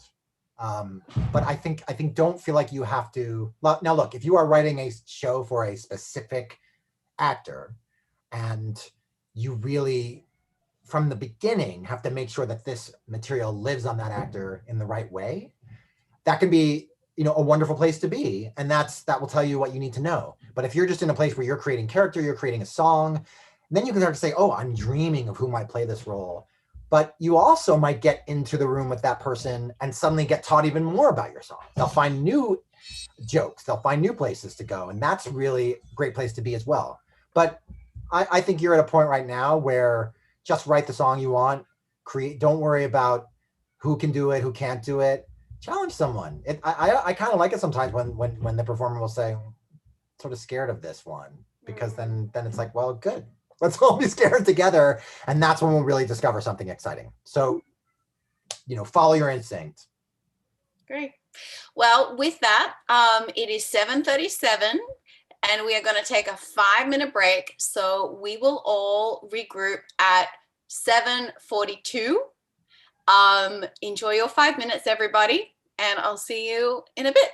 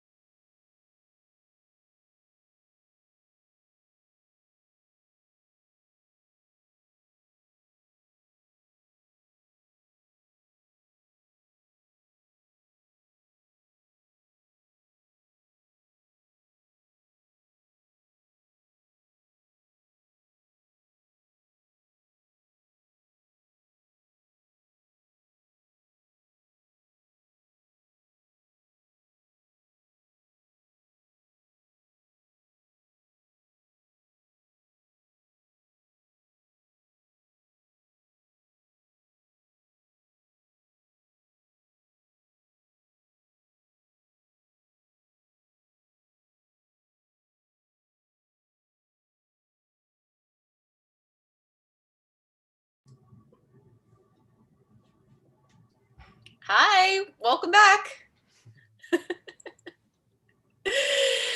Okay, should we keep barreling ahead? Absolutely. Okay, I think everybody, what I'm gonna recommend to improve the quality of the videos that I'm playing and the quality of the streaming is when I hit play and I do my screen share going forward, if everybody could turn their video off during the streaming of the pre-recorded tapes and then turn your video back on once that's over. Does that sound okay to everyone? Okay, fantastic. All right, so our next song is, the songwriter of this number is Grace, and Marina is performing it.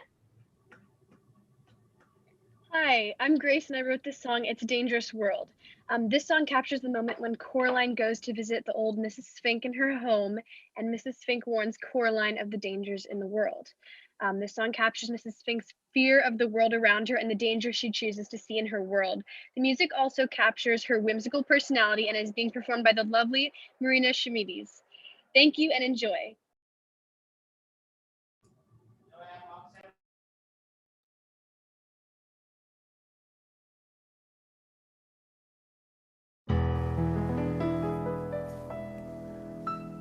In all my years, I've made the right decisions 'cause I followed the advice that I get after I finish a cup full of tea that tastes real nice. I can see just what's in store for you. I'll read your tea leaves and I'll share everything that your future holds. You should know to avoid a scare,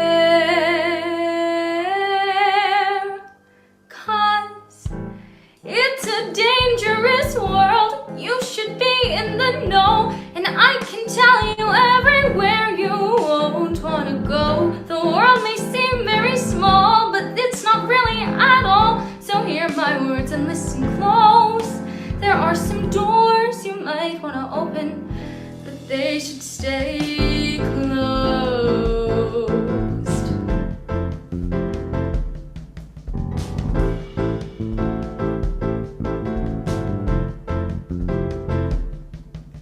The tea leaves are beginning to focus, and I see a strange hand. This is a sign that you're crossing a line, and it's obvious to understand. Have caution towards all, no matter big or small, because there's no way to know who's waiting in the shadows to follow you as you go. Because it's a dangerous world, and now there's much that I know. Coraline, there are many places you shouldn't go. The world may seem very small, but that's not the case at all. So hear my words and listen close. There are some doors you might want to open, but they should stay closed.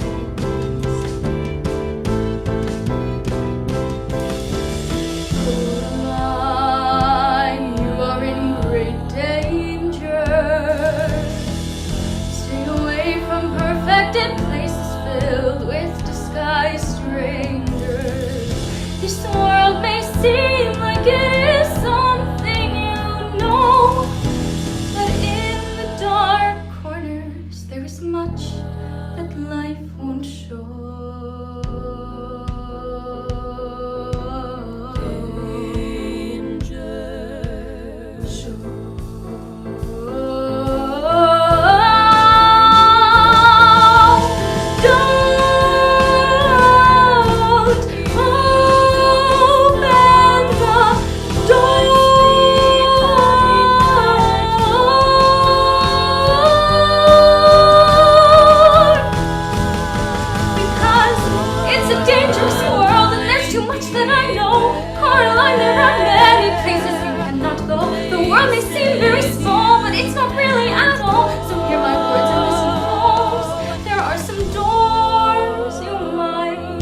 To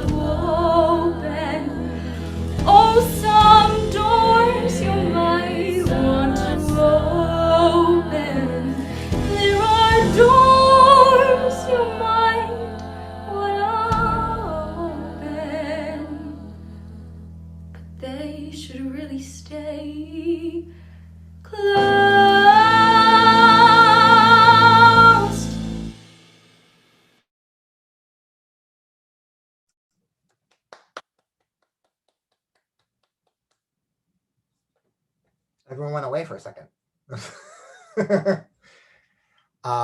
Grace, you wrote both the music and the lyrics for that? Yes, I wrote the music and the lyrics for that. Fantastic. Thank you. So, and Marina, you performed. That was Marina? Beautiful voice. Very well done. Very well done.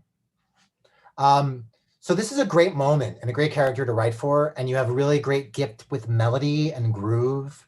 And I also love what you did with the bridge, and especially the vocal arrangement, the beautiful harmonies. I think that my big sort of overall note about this is that I think that you've built a song on this idea that there are dangers, there are things that you shouldn't touch, you shouldn't allow yourself to sort of unlock. But then I think the song lives in that, be careful not to open doors, but I think we want more detail about what could be there, more about, well, what are those things? Like, what would you say? What is she trying to protect Coraline from? Yeah, because I mean, she knows what happens and she's trying to protect Coraline from what's behind the door. But I definitely see what you're saying about going in more detail about what exactly is behind the door and what are the dangers. Well, because, the thing about writing for the theater is that I think we all dream that our songs will do two things, right? They will serve our show, they will be an important moment, but they'll also potentially live beyond the show as a song. So let's say someone had no idea about this musical, but they heard this song. Would they be able to tap into an idea, a big idea that you have, without the context? Do you know what I mean? So I think your big challenge here is to say, what is this character going to tell Coraline that will go beyond this musical, that people in their lives who are saying, am I the kind of person who opens a door or doesn't? And people who tell me not to, what are they actually after? Are they really protecting me? Or are they trying to keep me from something that I should experience? That's the kind of sort of life experience you want to bring to this. And the song that came to mind, maybe because I was just talking about the musical early, is a song, Children Will Listen, from Into the Woods, right? Which serves, it's a dagger, that song. Every time I hear it, it's what the witch is singing to Rapunzel in that moment to protect her and say, this is why I've kept you here. But we as parents cry our eyes out because we remember when we were kids, and now we were, and it's, all you need to do, careful the things you say, children will listen. This is, at the core of so many things of what we are brought up. Everything is about your experience and who looks out for you and who teaches you, right? So I don't need to know the story of Into the Woods to hear that song and get exactly what that lyric is telling me. So I think that's you're singing kind of around something a little bit. You're hinting at something, you're expressing trepidation to allow yourself to experience something, but you're not telling us yet what your opinion is about that. And what are the things that you, Grace, would want to protect someone from or be protected from, or raise a question of whether you should be protected from it. Does that make sense? Yes, that makes so much sense. Thank you. And then I think just look at tempo, look at feel. And some of it I know is just making a demo, and we make demos and there's production that we always are sort of, figuring out. But I felt a little bit like the song was fast. I felt like Marina was trying to catch up to it a little bit in the choruses. So just look at tempo and look at different feel, look at how you begin the song. Again, going back to some of the songs I've talked about tonight already, the intro is really important. How you're setting the scene, how you're setting the character, how we're sort of getting into the hook of the song and the song, what the song is going to express. So allow yourself some space at the beginning, perhaps, and allow the chorus to build a little more gradually. You may hear my children in the background, by the way. That's my son, Charlie, if you hear him in the background. But these are all things, again, you're painting. You're sort of, you're evoking something. You're inviting us into a moment. So really allow yourself to explore that and not fall into something that just feels like, we're snapping along and I really could feel that getting that, some doors shouldn't be open at the end of it was coming really fast for the performer. So then that stuff you'll learn in rehearsal too. So again, you're onto a great moment. It's a real gift of writing. And now I think you have to maybe ask yourself some probing questions about what you really want to say in this moment. What is your life experience you want to bring to the song that will lift the song out of the musical and allow us to have a real human experience? Awesome. Thank you so much. Tom, is that something you think about with every song moment you work on in a show, or just some? I think you try to do both. I mean, there again, there are things that are really specific to a character in a moment. I Miss the Mountains from Next to Normal. That is very specific to this character's feelings and trajectory and what she's gone through. But I feel like that song has sort of leapt out of Next to Normal because there are people who can relate to the idea that wherever they are in their life, something has kept them from being able to feel what they want to feel. And so people who have been kept down in any way will hear that and think, I want freedom. I want to escape, the people who think they know better, who think that they're protecting me. I don't want to be protected. I want to actually experience life. Seems like this is something that is particularly meaningful to songs that use a metaphor, that rely on a metaphor in the hook, like your example. But I certainly feel like we come to the theater and we obsess over theater because songs make us feel that way. They're speaking directly to us. Yes. So we love the musical. We want to be inside the musical. We want to play that role, but we also dream of belting those songs in a stage because they embody who we are. They speak to us. And we want to share in that. And so what Next to Normal, a great discovery for me, was when people would say, well, how are you going to sell tickets to Next to Normal? It's a small musical. It's about a difficult subject matter. And I think the commercial aspect of Next to Normal is that it sings about big emotions and people want to share in that and feel that. That's where we'll find our audience. And that's what happened. And you look at musicals like Fun Home and Dear Evan Hansen, that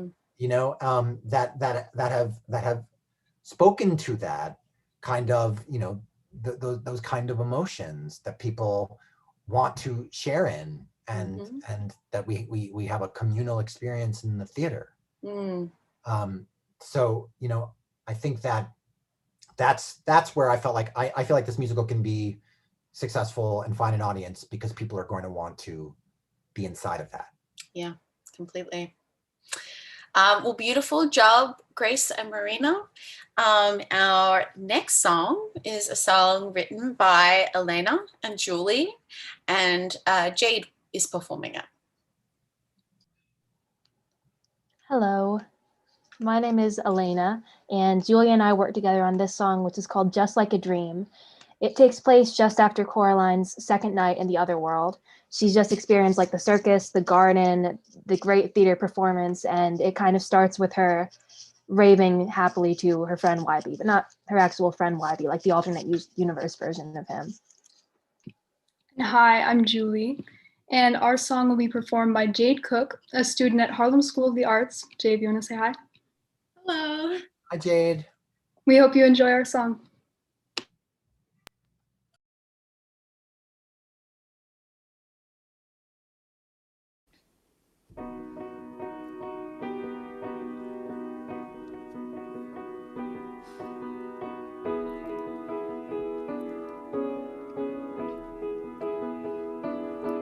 It's unreal, it's unlike anything I've ever seen, unlike any place I've ever been or will ever go. It's amazing how I feel, like all my heavy thoughts just drift away, and for the first time I am okay with my life's new flow, 'cause everything is what I want it to be. It's like I've stolen pages from a fantasy. Suddenly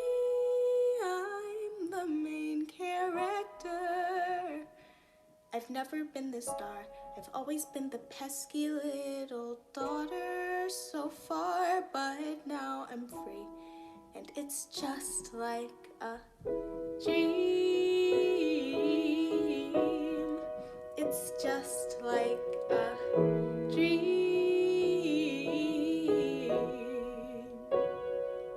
In the garden, back home they didn't have the time to tend. Now every flower is my friend and no one looks at me strange.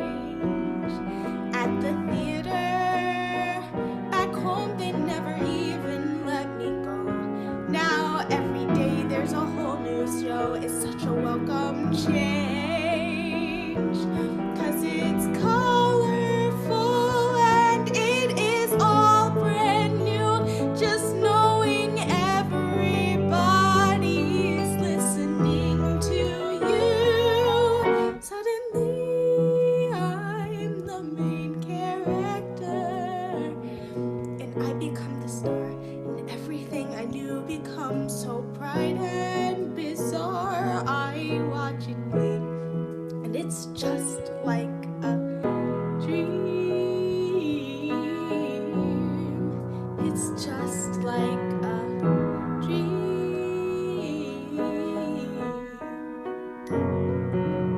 So maybe she looks at me like I'm a meal, and maybe I know nothing out here is real, and maybe my brain says to run, but where would I go? Back to the rain and the creaks on the stairs, back to a household where nobody cares, back to invisible, back to my words meaning nothing and not doing one thing correctly. Don't wake me up, don't wake me up, don't wake me up.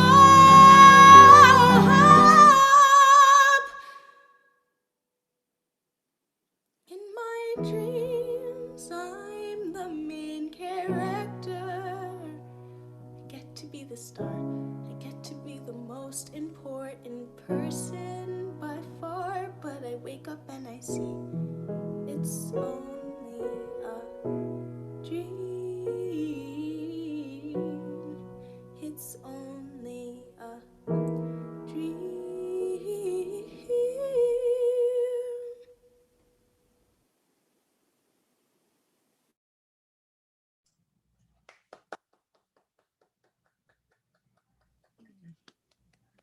Beautiful, beautiful voice, Jade.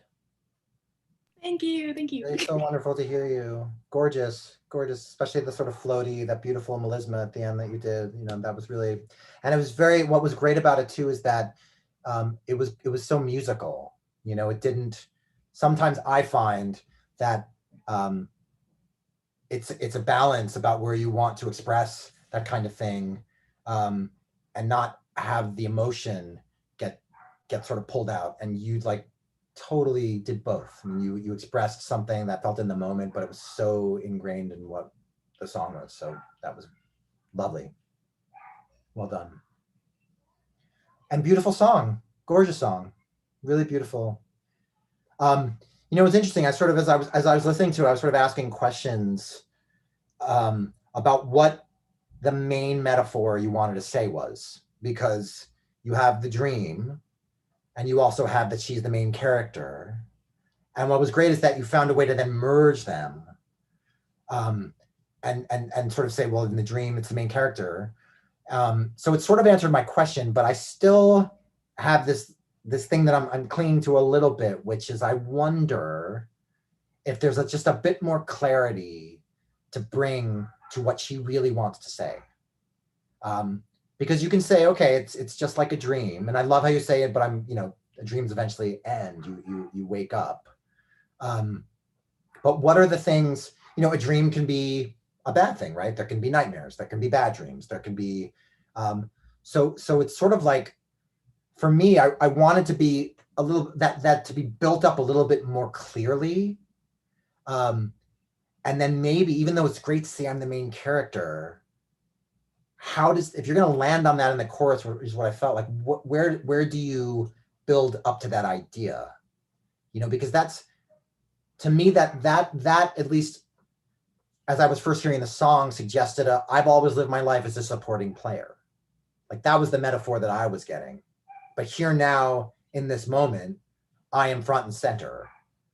But that's not necessarily where you were going, obviously.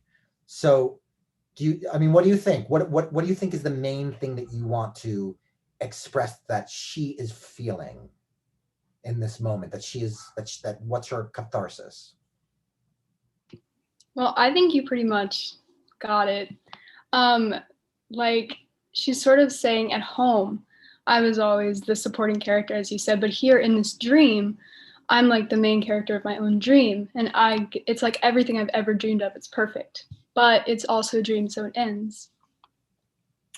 Yeah, I would definitely say the main motivation is that she's feeling like she's being treated like she's special and for the first time in her life, and she's comparing that to her past experiences.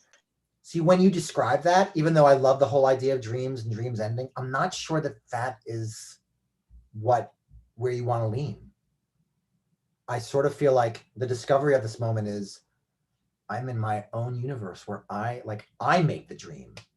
I'm in charge, and everything I want, everything that I need to feel, I finally feel like I'm appreciated. I finally feel like I have whatever she's been after, whatever's been missing.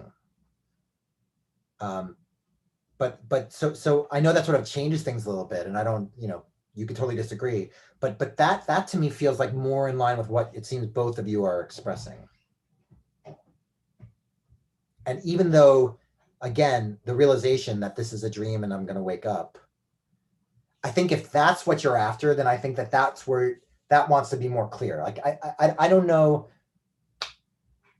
I'm wondering if you have to choose, if the song will land more if you decide what we're saying about this character is that she finally gets to be the main character in her life, or everything she's dreamed of is finally happening. This and that would actually potentially make even land more if Coraline was set up as someone who was a dreamer, who has a dream. We learn that she has a dream, but again, like, you don't need that, and that will probably take the story in a place where it doesn't live. But so that's a place where you want to sort of, again, really look at the character and say, what has this person been after? What has made them stuck? What in this moment is most going to unlock them? And then write to that.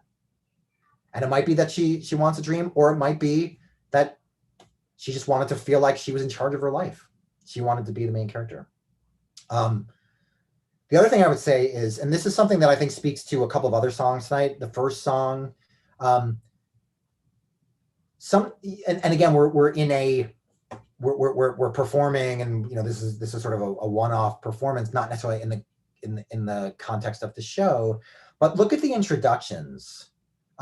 Is the music guiding the moment, or do you want the character to unlock the moment for us? And at that point, Jade was waiting for she was doing her best in that moment to kind of pull us in and see what was going to motivate that first lyric.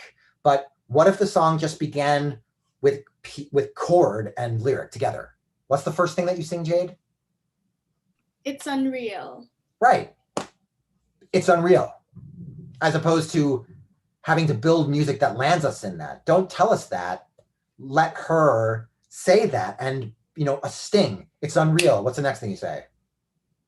It's unlike anything I've ever seen. Yeah, it's unreal. It's unlike anything, and let that just be in the moment. And then when you get to that beautiful melodic writing, and when we land in that first sort of release, let that be the first introduction of a feel. But just allow this to kind of be on the actor and let them express it however they want. Does that make sense? Yeah, that's something that everyone can look at in their writing and just say, well, so much is what, and if it's a vamp, when we hear the vamp of one, that evokes something, and that's perfect in that moment. But there are some times where you don't want a vamp. You don't want the music to give away what's happening. You just want the actor to be able to do it. So that's something to really look at, and just make sure you're not leaving your actor too long trying to emote something, waiting for the music to come around. Now in the show, you might have dialogue over that, but my hunch is that the way to begin this is just going to be boom, and then let the character sing. Great, thank you so much. Good job, everybody. Tom, we have 4 more songs left. 1, 2, 3, 4. Great. Shall I move my timer from 10 minutes to 7 minutes per song? Or do you want to just take some extra time? It's totally up to you. Let's see. So we have till 8:30? Yeah, well, we would go over if we have 4 more songs each getting 10 minutes. I don't want to shortchange anybody who's been, so if I'm happy to stay and give every song the time if everyone is okay staying. I think everybody's okay staying. If you can stay, we will stay. Yeah, it's totally fine. I don't want to have to rush through. So let's. Okay. All right. Because we're all hanging on your every word, so that's great. Next up, we have Bella presenting her song that Shayla performed. Hi, I'm Isabella. I'm the the songwriter of Blind, which will be performed by the lovely Shayla Ramirez Crawford. Shayla, if you could please wave. There we go. Hi. So this song comes at a point in the movie where the other mother and father tell Coraline she can stay in the kind of eerily pleasant alternate reality she's been visiting for the price of having button eyes sewn on her face. And this song begins after she frantically runs up to her bedroom and kind of digests the moment that just occurred, along with the fact that things aren't always how they seem. So. Great.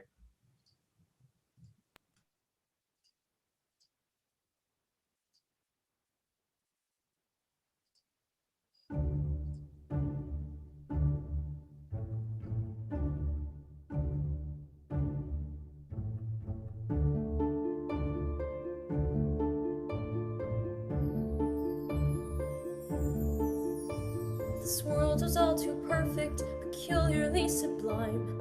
Everyone is happy, everything just falls in line. Well, that's far from true as I lie beneath the sheets, hoping I'll fall asleep. I thought this place was flawless, but my hunch was incorrect. When mother and the other have no lines that intersect, 'cause here she always smiles and never once has yelled. I can't believe I didn't hear the warning bells. That woman's mad and twisted too, had me convinced, had me hoped through and through, that this strange place should be my home. Trade my reality for the unknown. To that I say, I won't return. I've seen enough, and this lesson has been learned. You can still be blind, even with both of your eyes. If it's too good to be true, assume there are lies, and they're disguised. I don't care as long as I get home tonight, see my real mom and hold her tight, and then apologize for all of our fights. I took her for granted, and now I see the other mother's been deceiving me. This woman's mad and twisted too, had me convinced, had me hooked through and through, that this strange place should be my home. Trade my reality for the unknown. To that I say, I won't return. I've seen enough, and this lesson has been learned. You can still be blind, even with both of your eyes. If it's too good to be true, assume there are lies. Assume there are lies. Assume there are lies.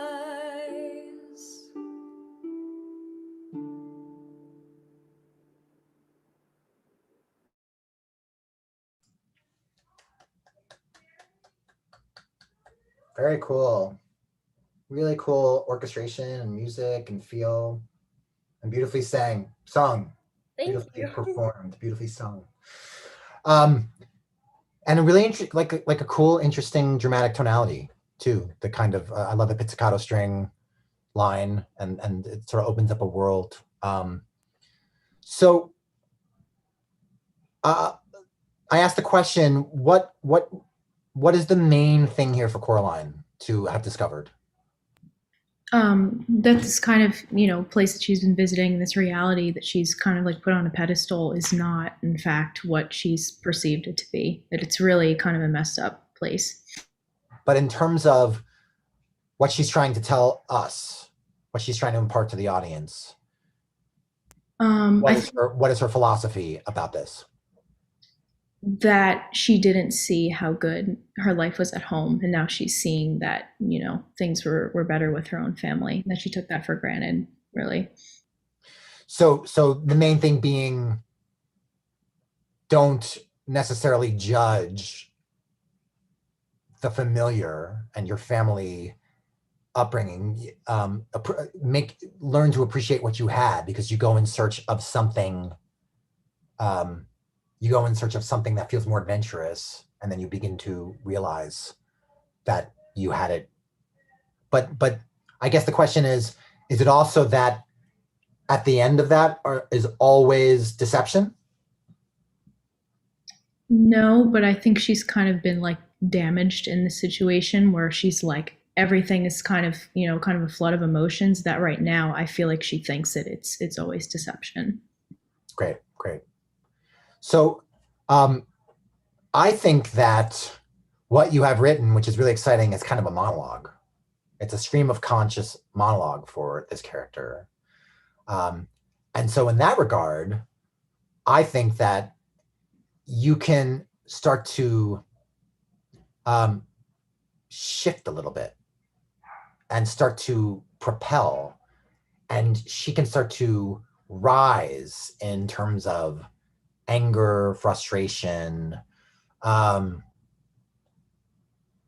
even thinking of what is it, the Hall of the Mountain King, the dun dun dun dun dun dun dun dun dun dun dun dun begins there, dun dun dun dun dun dun dun dun dun dun dun dun, suddenly we're dun dun dun dun dun, like, and by the end it's like dun dun dun dun dun. I mean, if you've ever seen a movie trailer, they use it all the time, and then boom bum at the end.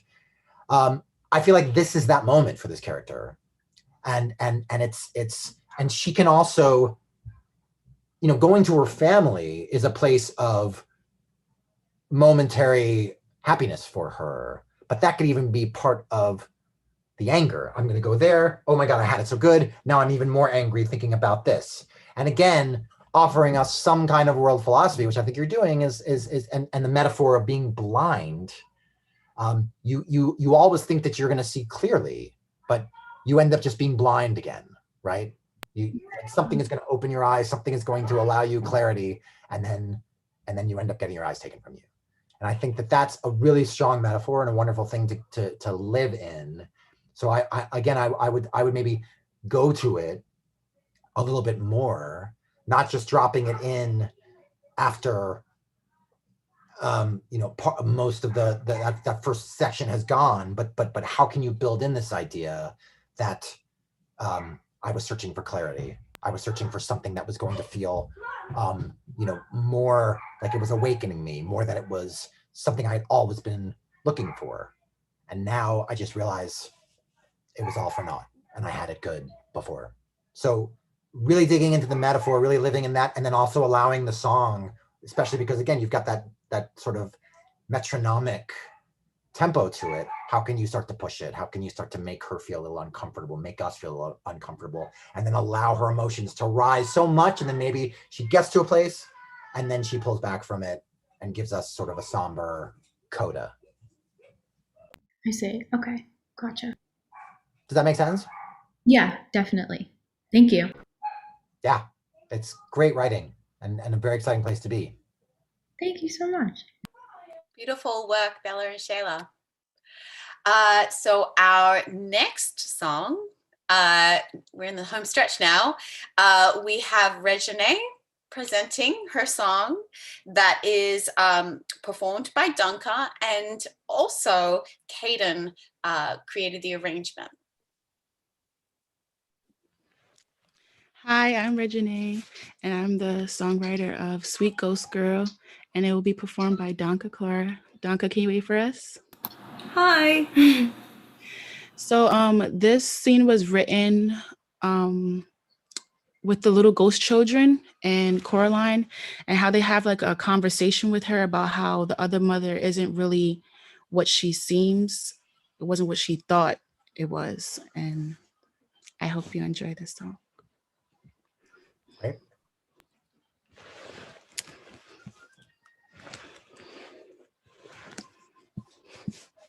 Oh, Miss Coraline, can you help us find our eyes and our souls so we can finally be freed from the woman who was really in disguise?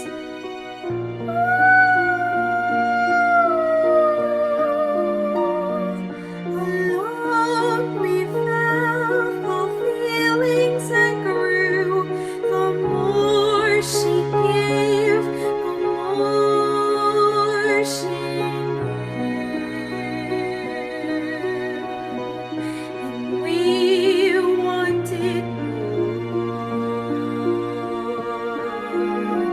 So she lured us away with games to play, treasures and treats, but still incomplete. 'Cause we wanted more. So she locked us here in this room for years and hid up our lives. Who knew she was really in disguise? In disguise.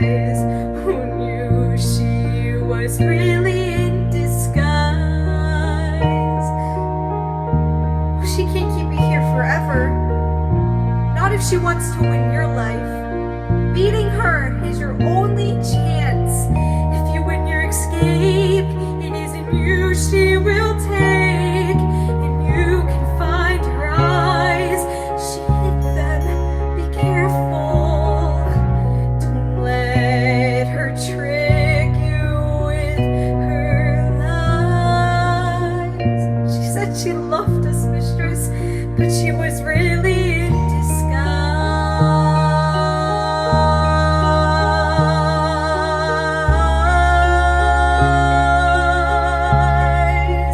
In disguise.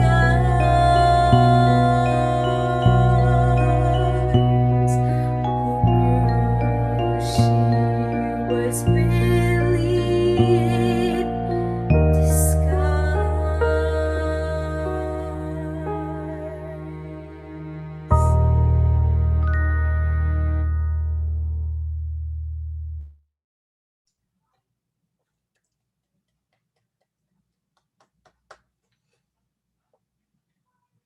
Really beautiful.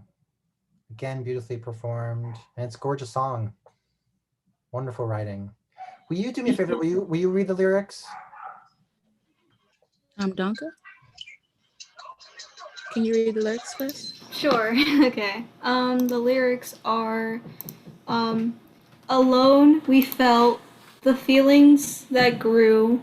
The more she gave, the more she knew, and we wanted more. So she lured us away with games to play, treasures and treats, but still incomplete, 'cause we wanted more. So she locked us here in this room for years and ate up our lives. Who knew she was really in disguise? In disguise. Who knew she was really in disguise? And then, if you win your escape, it is in you she will take, and you can find our eyes. She hid them, be careful. Don't let her take you with her lies, but she was really in disguise. In disguise. Who knew she was really in disguise? What a great lyric. So imaginative and otherworldly, perfectly matched to this material. It's wonderful to hear it out loud. And hearing it sort of confirmed my thought for this, which is, again, I think this is a place where the music is beautiful, the melody is beautiful, but I think for me, the constant tempo of it and feel and how sort of full it was made it feel less personal in some instance. It felt like the music was sort of guiding the song, and I wanted a little bit more on the lyric and the character. And so what I wonder is, again, is there a world where this can be stripped down? Can you take that? What is the what's the in the arrangement that sort of sounds like a celeste? Is it a celeste or? It's a vibraphone. Vibraphone. So like, can that be the focus? Can that kind of instrument, can you make this a sort of disturbing lullaby? Do you know what I mean? And then let that big sort of thing, as the song builds and it gets dramatic, and then allow this character to ride the music and dig in more. And the words lies and she stole our eyes and all of that stuff then starts to feel like it's part of this big swell, right? And then if I hear it that way, I also feel like the character is not just speaking to what we've seen Coraline go through, but the character is also speaking to their own feelings about this and what they may have experienced. So that's what I kind of want to see. I want to see the song begin smaller and go further. And maybe it's not in that constant tempo, or if it is in a tempo, just minimize the orchestration so that it just feels a little more sparse, and then like push it even further. More stuff comes in. You know, maybe there's. I think the use of vocal arrangement has been really helpful in this. Whatever that chorus represents, I feel like that's part of this world. So what is that element too that can be a part of it? And maybe, you know, build, and then boom, there's space, there's a fermata, but I think it's also there. And now I think, in a weird way, I've been sort of encouraging some people to go further. This is one where you have it, so now pull back and see what you've got. It's so funny how we always think about making choices as like actively doing something, but then choosing not to do something is also a choice in art making. Well, also to give that gorgeous lyric, you know, really sort of some room to establish, and then find the music. And the music is so evocative that it's not, you know, it's all there. It's just now just a little fine tuning to allow a little more space. And you want the audience to feel the sadness of the song and the fear. There's great fear and imagery that is, you know, I keep using words like unsettling and unnerving, but that's what I love about this piece and what you've all written to. So just allow yourself to go there. All right. Oh, good timing. That's really helpful. Thank you. Yeah, that I was gonna say, that all makes sense. Any questions about any of that? Yeah, I understand fully what you're trying to say. And calibrate it according to what you think is right for your moment. You know, again, this is just something that first time listen, this is what struck me, but you know more than anybody, obviously, what you're after. So do it. If you agree with it in any way, just experiment and see what. But I think also that what's great about Coraline as composers is that it really allows you for sort of, you know, non-traditional tonalities. Again, I speak to what they found in just the plucking of piano strings, but I think those kinds of elements in this story could be really helpful, and the celeste sensibility, but maybe taking that further, and what are things that have weird tuning, weird reverb. You know, how can you play with what we're hearing and experiencing that yet again still feels melodic and musical? Great. Beautiful work, team. So we are at our second last song of the Masterclass. Great. Good job, Tom. And this song is written by Andrew and Devere. and it's going to be, well, it has been performed by Suki. Hi, I'm Villavan Klein, and our song is Only One Thing to Do, performed by the wonderful Suki Scott. Is Suki there? Sorry, I'm just having a hard time spotlighting her video. Give me 1 second. As she's being spotlighted, the song takes place right after Coraline escapes the other verse. So this is as soon as she gets back home, and she's excited to see her parents in this new idea of what her parents are in this fresh new light. So yeah, hope you guys enjoy. Hi again. Oh, hi.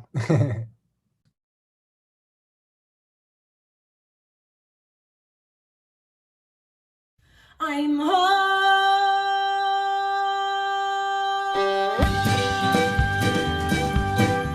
Sweet home. Mom, you won't believe the nightmares that I've seen. From now on, I will cherish you. Dad, I've been a brat. In this house, I feel trapped. But I've got a new point of view. We can watch the rain. We can listen to the sea. I'll whistle. We can count the doors, mop the floors, eat a feast, feel my breeze, anything to be with you. There's 1,000 things to do. Yippee! Mom, where are you? Have you gone out to buy stew? I need to hear your voice to know you're okay.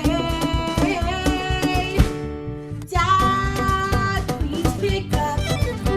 You're not out in your truck. Tell me where you are. I'll come right away.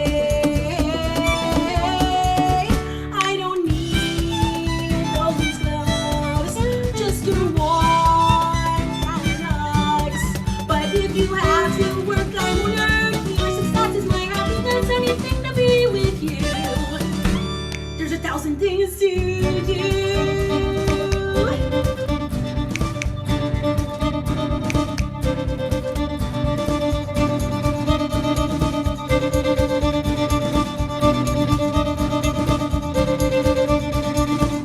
With the stage getting darker, the mood shifts, and a mirror with Coraline's parents comes to center stage.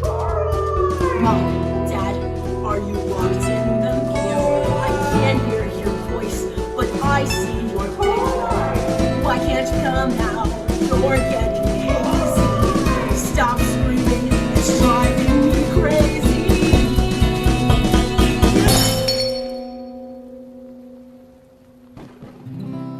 Cat, you're all I've got.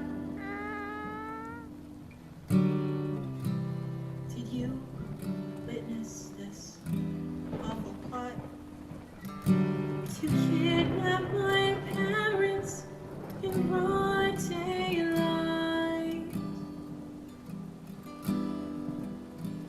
I should have listened when I had the chance. I should have treasured every last. How I wish now that you were here. I can't hold back my tears. I wish I wasn't you. There's 1,000 things to do.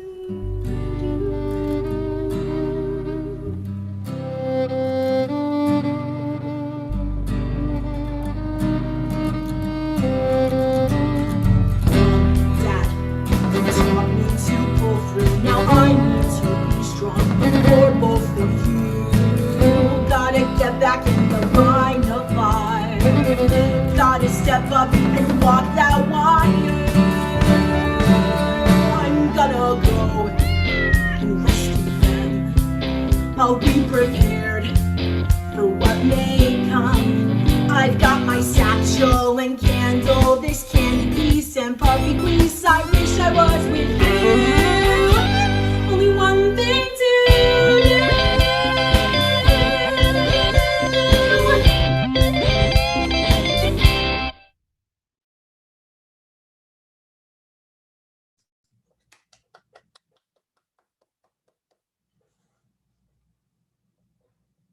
Fantastic. Great performance. Great performance and like wonderful, like what a great choice of musical style at that point in the show. You know, like we've seen, presumably we'll have seen all of this darkness and dissonance and you know, kind of edgy music, and then suddenly you get into something, it's like I'm home, and it's like the just open-hearted, big celebratory, and the string writing is fantastic as well. Loved all the string writing. What happens in the middle? So her so she's there to see her parents, and they're not there. So she ends up finding, the cat comes and her parents are trapped behind a mirror and they can't talk. Yeah. And that's how she finds out they're trapped in the other verse, the other universe. And then she bangs on the mirror, it breaks. That's kind of, and they're gone. That's what happens. And then she resolves she's gonna find them at the end? Yeah. She decides after that, she figures out the only way to get them back is to go back and fight the mother. Got it. So in the first part of the song, I think again it's an instance where there seems to be a lot of I'm searching for where are you guys, you know, and then the hook comes, a million things to do, but I wanted the lyrics to be a little bit more descriptive of what those things were that she can't wait to do. You know, and there's sort of space, there's sort of a line, and then there's space, and there's another line, and there's space. And I think that you can pack more into it, and allow just more sort of, you know, comic or, you know, just heightened emotion from her, to allow the hook to really be set up by, I mean, it can go a little bonkers, you know. It'd be fun to just get language that speaks to just really like all of those things. That's what your family would do together, you know, which is also interesting for someone who's been exploring how they wanted to leave their family behind, and then they come back. It's like, wow, you guys actually did pretty interesting stuff together. But anyway, I think that just be careful that you don't spend too much time writing about someone searching for a character and allowing yourself to live more in what is the descriptive language that we can all sort of latch onto and enjoy. Does that make sense? And then I think when the reveal happens, I think then we want to be shifted more. I wouldn't necessarily stay in I wouldn't feel like I need to stay in the song that you've written up to that point and justify the musical form. I would feel free to go away from it, because everything that she's been singing about, everything she's been feeling is now gone. There is no, I've got a million things to do with my family. They are not here. And so there's a whole new element to the story for her. And so I think you should give yourself the freedom to now shift and go somewhere completely different. Maybe it's reprise material, and granted, you're writing one song, but if you were to write this musical, maybe it would be a reprise of something from a darker moment in the show. I'm not out of the woods yet, right? And then I would find a way potentially to get back, like what I felt when you got back to the I've got one thing to do, which I think was really smart to comment on your hook in that way and change it. But I don't know if I would necessarily be, I don't know if I would be slower there. I would be more determined. So, and I think you modulated. I think you began you're in G, but I think you're in C at the end. Is that right? Like it sort of shifted in terms of where she was in terms of the key. And so I don't know necessarily if you want to shift away. I don't know if you want to turn back and like deliver us a version of the song that we've heard. Maybe that's the first time you get there. But I think that might be the trajectory of the song, which is establish this hook, establish what she's excited to have. Then it's turned on its head. We go somewhere different, and then we build back in with more determination and more force to her finally ending this. Does that make sense? It does, yes. And just make sure that you allow yourself, for someone who would be, she's a force to be reckoned with, and she's going to have a lot to say and do. It's great to have those lines that kind of land and you have space, but you can also fill some of that. You can change the meter of the song. You can sort of build it quicker, have thoughts coming on top of each other. So I think just watch that it isn't too much space in a moment where you want to feel things bubbling for her. Okay. Thank you so much. And I think it's great. Like, I love those little moments of dissonance in the strings that suggest something. I think that's your friend in this moment. And it would be great to take those. Like, those string lines just exposed by themselves would be really interesting to just hear. That, the sort of like seconds that I think you have. That could be, even if you've established that in the warmth of the groove, if you just sort of, after the glass shatters, hear that bump, bump, bump, bump, bump, bump, bump, bump, bump, bump by itself. That's a really cool way to play with what you've already established in a new way. So, look for those kinds of things too. Yeah, we'll expand on those string dissonances after the bridge section. I think there's a lot more to expand there on it. And if you do want to stay in the song, if you've been in a groove, this great groove that you're in, like, take the groove away and just have it live over a drum, have it live over something more distant, have her play with what you've established, the open-heartedness of it. Now just completely go 180 with it. So there's a lot for you to play with here and have fun with, I think. Thank you very much. Thank you. Great work, team. So we have arrived at our last presentation of the evening. And we're going to be hearing a song written by Carly and Kareem. And Sharon contributed the arrangement, and Chloe from NYFA is performing it. Fantastic. Hello, my name is Kareem. And I'm Carly.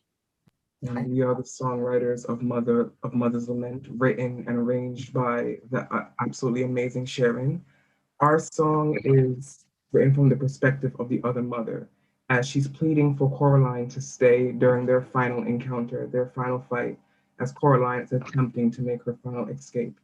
Our song really tries to explore the humanity within the other mother, trying to explore different depths to her complexity rather than just having her as this one-dimensional antagonist, as she tries to deal with the grief and betrayal of losing the daughter that she loved. And our song will be performed by the wonderful Chloe Murrell. Chloe, if you give it. Hi, Chloe.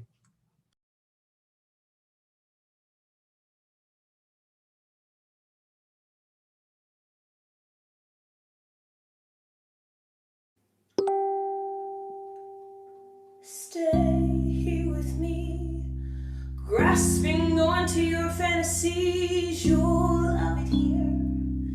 Make this world your reality, where I made you a pink palace to show you my affection. Been the perfect mother, loved better than the other. I've built gardens in your image, in the shape of your reflection. Constructed friends and family for you in sheer perfection. Change the way you view this world, change your heart's direction. Let me love you, hold you in my arms, clothe and feed you, cherish every inch of you. Please don't leave my love behind. Stay here and let me be your home. Please, oh please, stay with me forever.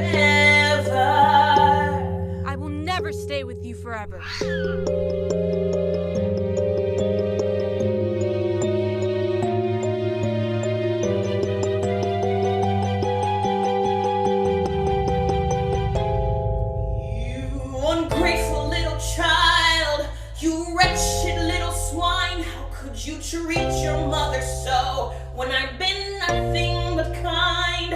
How dare you disobey me after everything I've given you?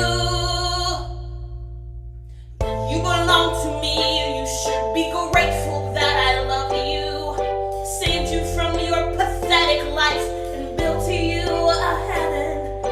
Tell me that you love me and all will be forgiven. I'm not the bad guy here, don't make me the villain. Let me love you, hold you in my arms, clothe and feed you, cherish every inch of you. Please don't leave my love behind. Stay here and let me be your home. Please, oh please, stay with me forever. Where did I go wrong? I tried so hard to shower you with my love. Give you all of me, but you still shatter my heart, breaking me apart. Please don't leave. I'll die without. I tried to love her, hold her in my arms, clothe and feed her, cherish every inch of her, but still she left my love behind, didn't stay or let me be her home. She didn't stay with me forever.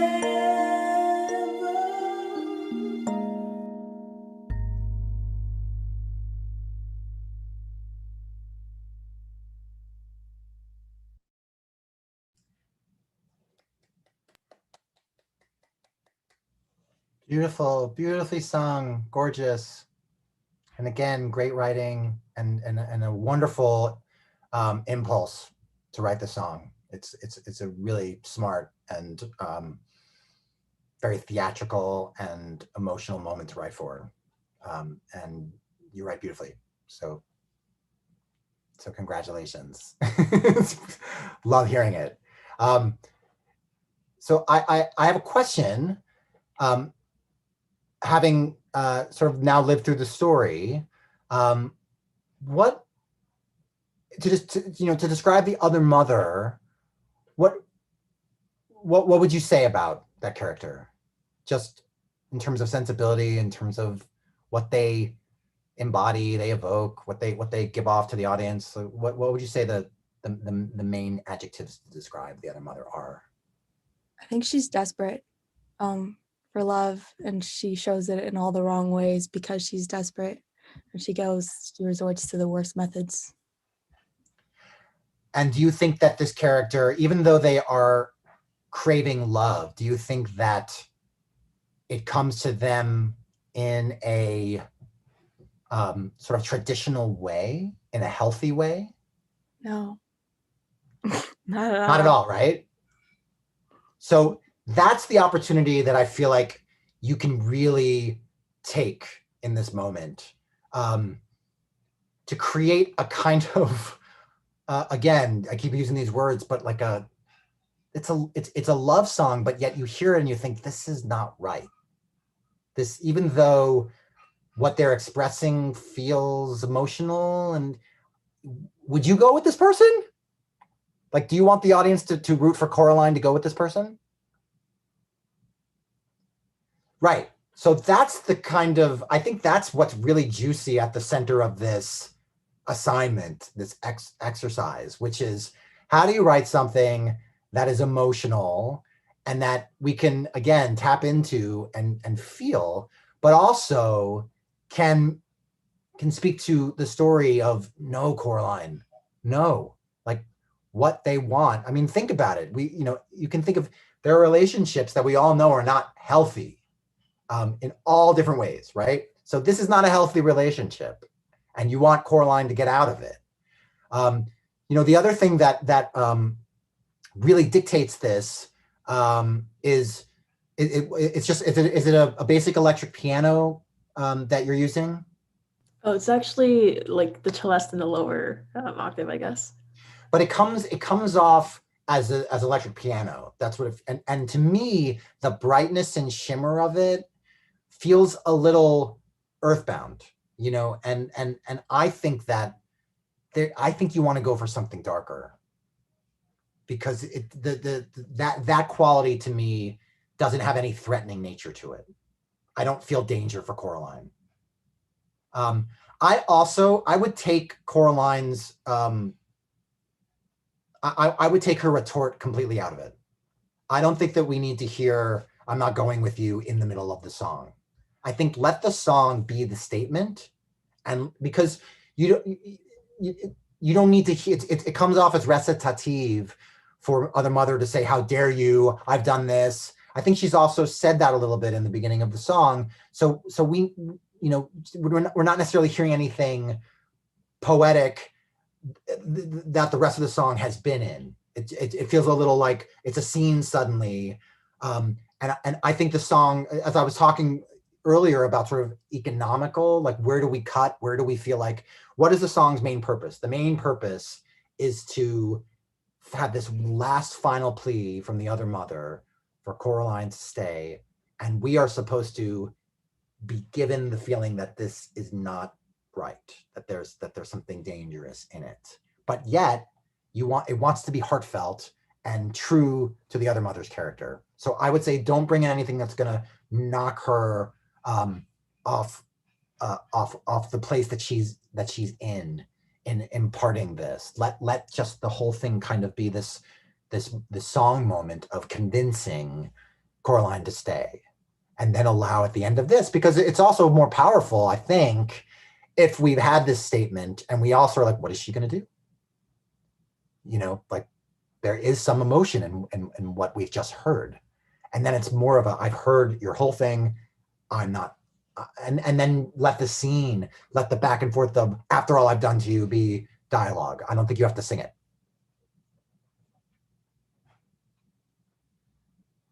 Does that make sense? Yeah, it does. Thank you. Like it's a great song and a great moment to write for. And as I've been encouraging everyone to do, find the discomfort in it. Challenge yourself to, if you want, you want to go to a place of open-heartedness and love, how can you do that but speak to some unsettling things that we're going to hear and feel from this character, because that's where they live, that's who they are, that's where they've been all night. So, when I hear I'm writing the other mother lament, is that what it's called? Is it called the other mother lament? Yes. So when I hear that, when I just that evokes so many places in my mind. So I think there's more that you can explore and discover in how you speak to this character in this moment. Great job, team.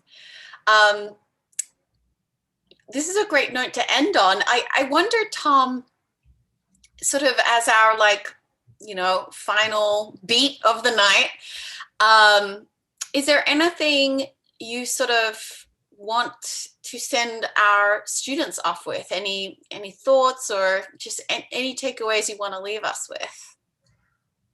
What I experienced and heard tonight was so inspiring. You are all truly gifted.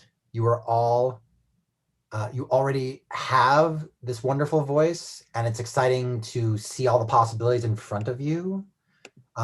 You're in a really challenging moment for theater right now. We all feel it. We're all reeling from it. But you are the future. You are so important to what theater will be, what it needs to be. You're going to go through a lot as you discover your voice. You're going to have people get it. You're going to have people who unfortunately don't get it in the way that you need them to. And you're going to have to navigate that. But I'm telling you that you have to stay true to who you are and what you have, which is, as I said, this voice and this desire to write and tell stories in the musical theater. And don't get bogged down by the voices that don't understand who you are. and aren't rising to meet what you're doing. You have to believe in it. That has to be enough in some moments, and really band with the people who do, because those are the ones that are going to carry you through. Those are the ones you're going to make great things with. And then it'll be interesting to see all the people who say, oh yeah, when suddenly it explodes, you know? So really just believe in yourself, believe in each other. Do not live on social media in art. Mm-hmm. Social media is really, really important. I know, I have children, I see them on it. I do it, but I don't live on it. It's just been something I've tried to do. I said this once when I gave a commencement speech. Always make sure you're looking up. That's where inspiration is. Looking around you, feeling what's out there, dreaming, walking and taking in things. If you're constantly doing this and you're constantly measuring based on what you're seeing and what's being thrown at you, and remember that so much of this is geared to hook you on it, right? The more that we hear about it, the more we understand that there are algorithms, and that there is, and you, what no one can take away from you is you writing, you performing, you practicing your instrument, you listening to music, you having conversation. That is all yours. And you want to be in control, because there's so much that right now is out of our control. But you have to control your art, you have to control your drive, you have to control your confidence, you have to control what you're learning, and you have to control what you're allowing to come into your world and speak to who you want to be. That's really important, I think. And that's what I'm trying to tell my kids. You know, stop doing this, keep doing this on the piano, keep singing, keep feeling, keep emoting, keep learning, and try to be positive for yourself and for each other. It's just too easy to go the other route. But this, to me, my first Broadway musical flopped, ran 10 days on Broadway. I had been working in jobs that I thought I was going to be able to give up, and I suddenly had to go and beg for them back and figure out how I was going to support my young son. But do you know how many people reached out to me and said, Tom, I believe in you. I love the show, keep going. And the next thing was next to normal. So there's going to be this, but you're all really phenomenal. And I can tell you have such important things to say, and you're already finding such beauty. And I love that, you know, Cameron Crowe on Almost Famous Rewriting kept saying beauty, sadness. You know, that's something also in superhero too. You want, there's that dissonance of, or Cameron, beauty and sadness is superhero. Cameron is happy, sad. Happy, sad. There's something that's tinged, right? In theater, we do that a lot. We want to give over to a joyful emotion, but we hang something on it that makes the audience go, ah. Right? The end of Next to Normal, first time I saw it, it used to make me weep all the time, because I was both so happy for the catharsis and sad for what led to that catharsis. So keep exploring that, keep being true to yourselves. We're going to get through this. We're going to be back in our theaters. I know that. I can't wait to see all of your work. And if I can ever be anything of, you know, of help, you know, you can get in touch with me through Anna, and I'm happy to answer questions and just be a cheerleader, because it's really important. And I want you all to believe in this future of art and this world. And as I said, you're so important to all of that. Thank you so much, Tom Kitt. Oh my goodness, what an honor it has been for us to share this time with you. It's been incredibly eye-opening. I know it's inspired all of us. And it's been a privilege to be able to bring this community together. I mean, we have pages and pages of faces here on this Zoom webinar, and it is a testament to the huge efforts that was going on collaboratively behind the scenes. And I just want to very quickly shout out some of those people. So from the New York Youth Symphony, we have Shauna Quill, we have John Stolen, we have Amanda Fisher, our wonderful AD, Megan McCormick. From Harlem School of the Arts, we have our chair of music, Yolanda Wins. We have Grant Anderson, the director of voice, who coached all of the HSA singers on their songs. And then from the New York Film Academy, we have our wonderful music director, Anna Eberson, who worked with all of the students. And we also have Christy Cates, who's overseeing that program. Thank you all. I'm so tremendously proud of our students and the incredible work they put in. It's just been a really thrilling night. And Tom, you've made it so special for us. So thank you. Thank you. And hopefully the dog and the children were not distracting to anybody, but it's the reality of where we are. It's so nice to have some real life in front of us. Yes, we are all humbled really easily on Zoom. Right. All right, everybody. Beautiful work. Take care. My students, I'll see you on Tuesday. Be safe, everybody. Be well. Thank you. Thank you. Thank you. Thank you. Thank you.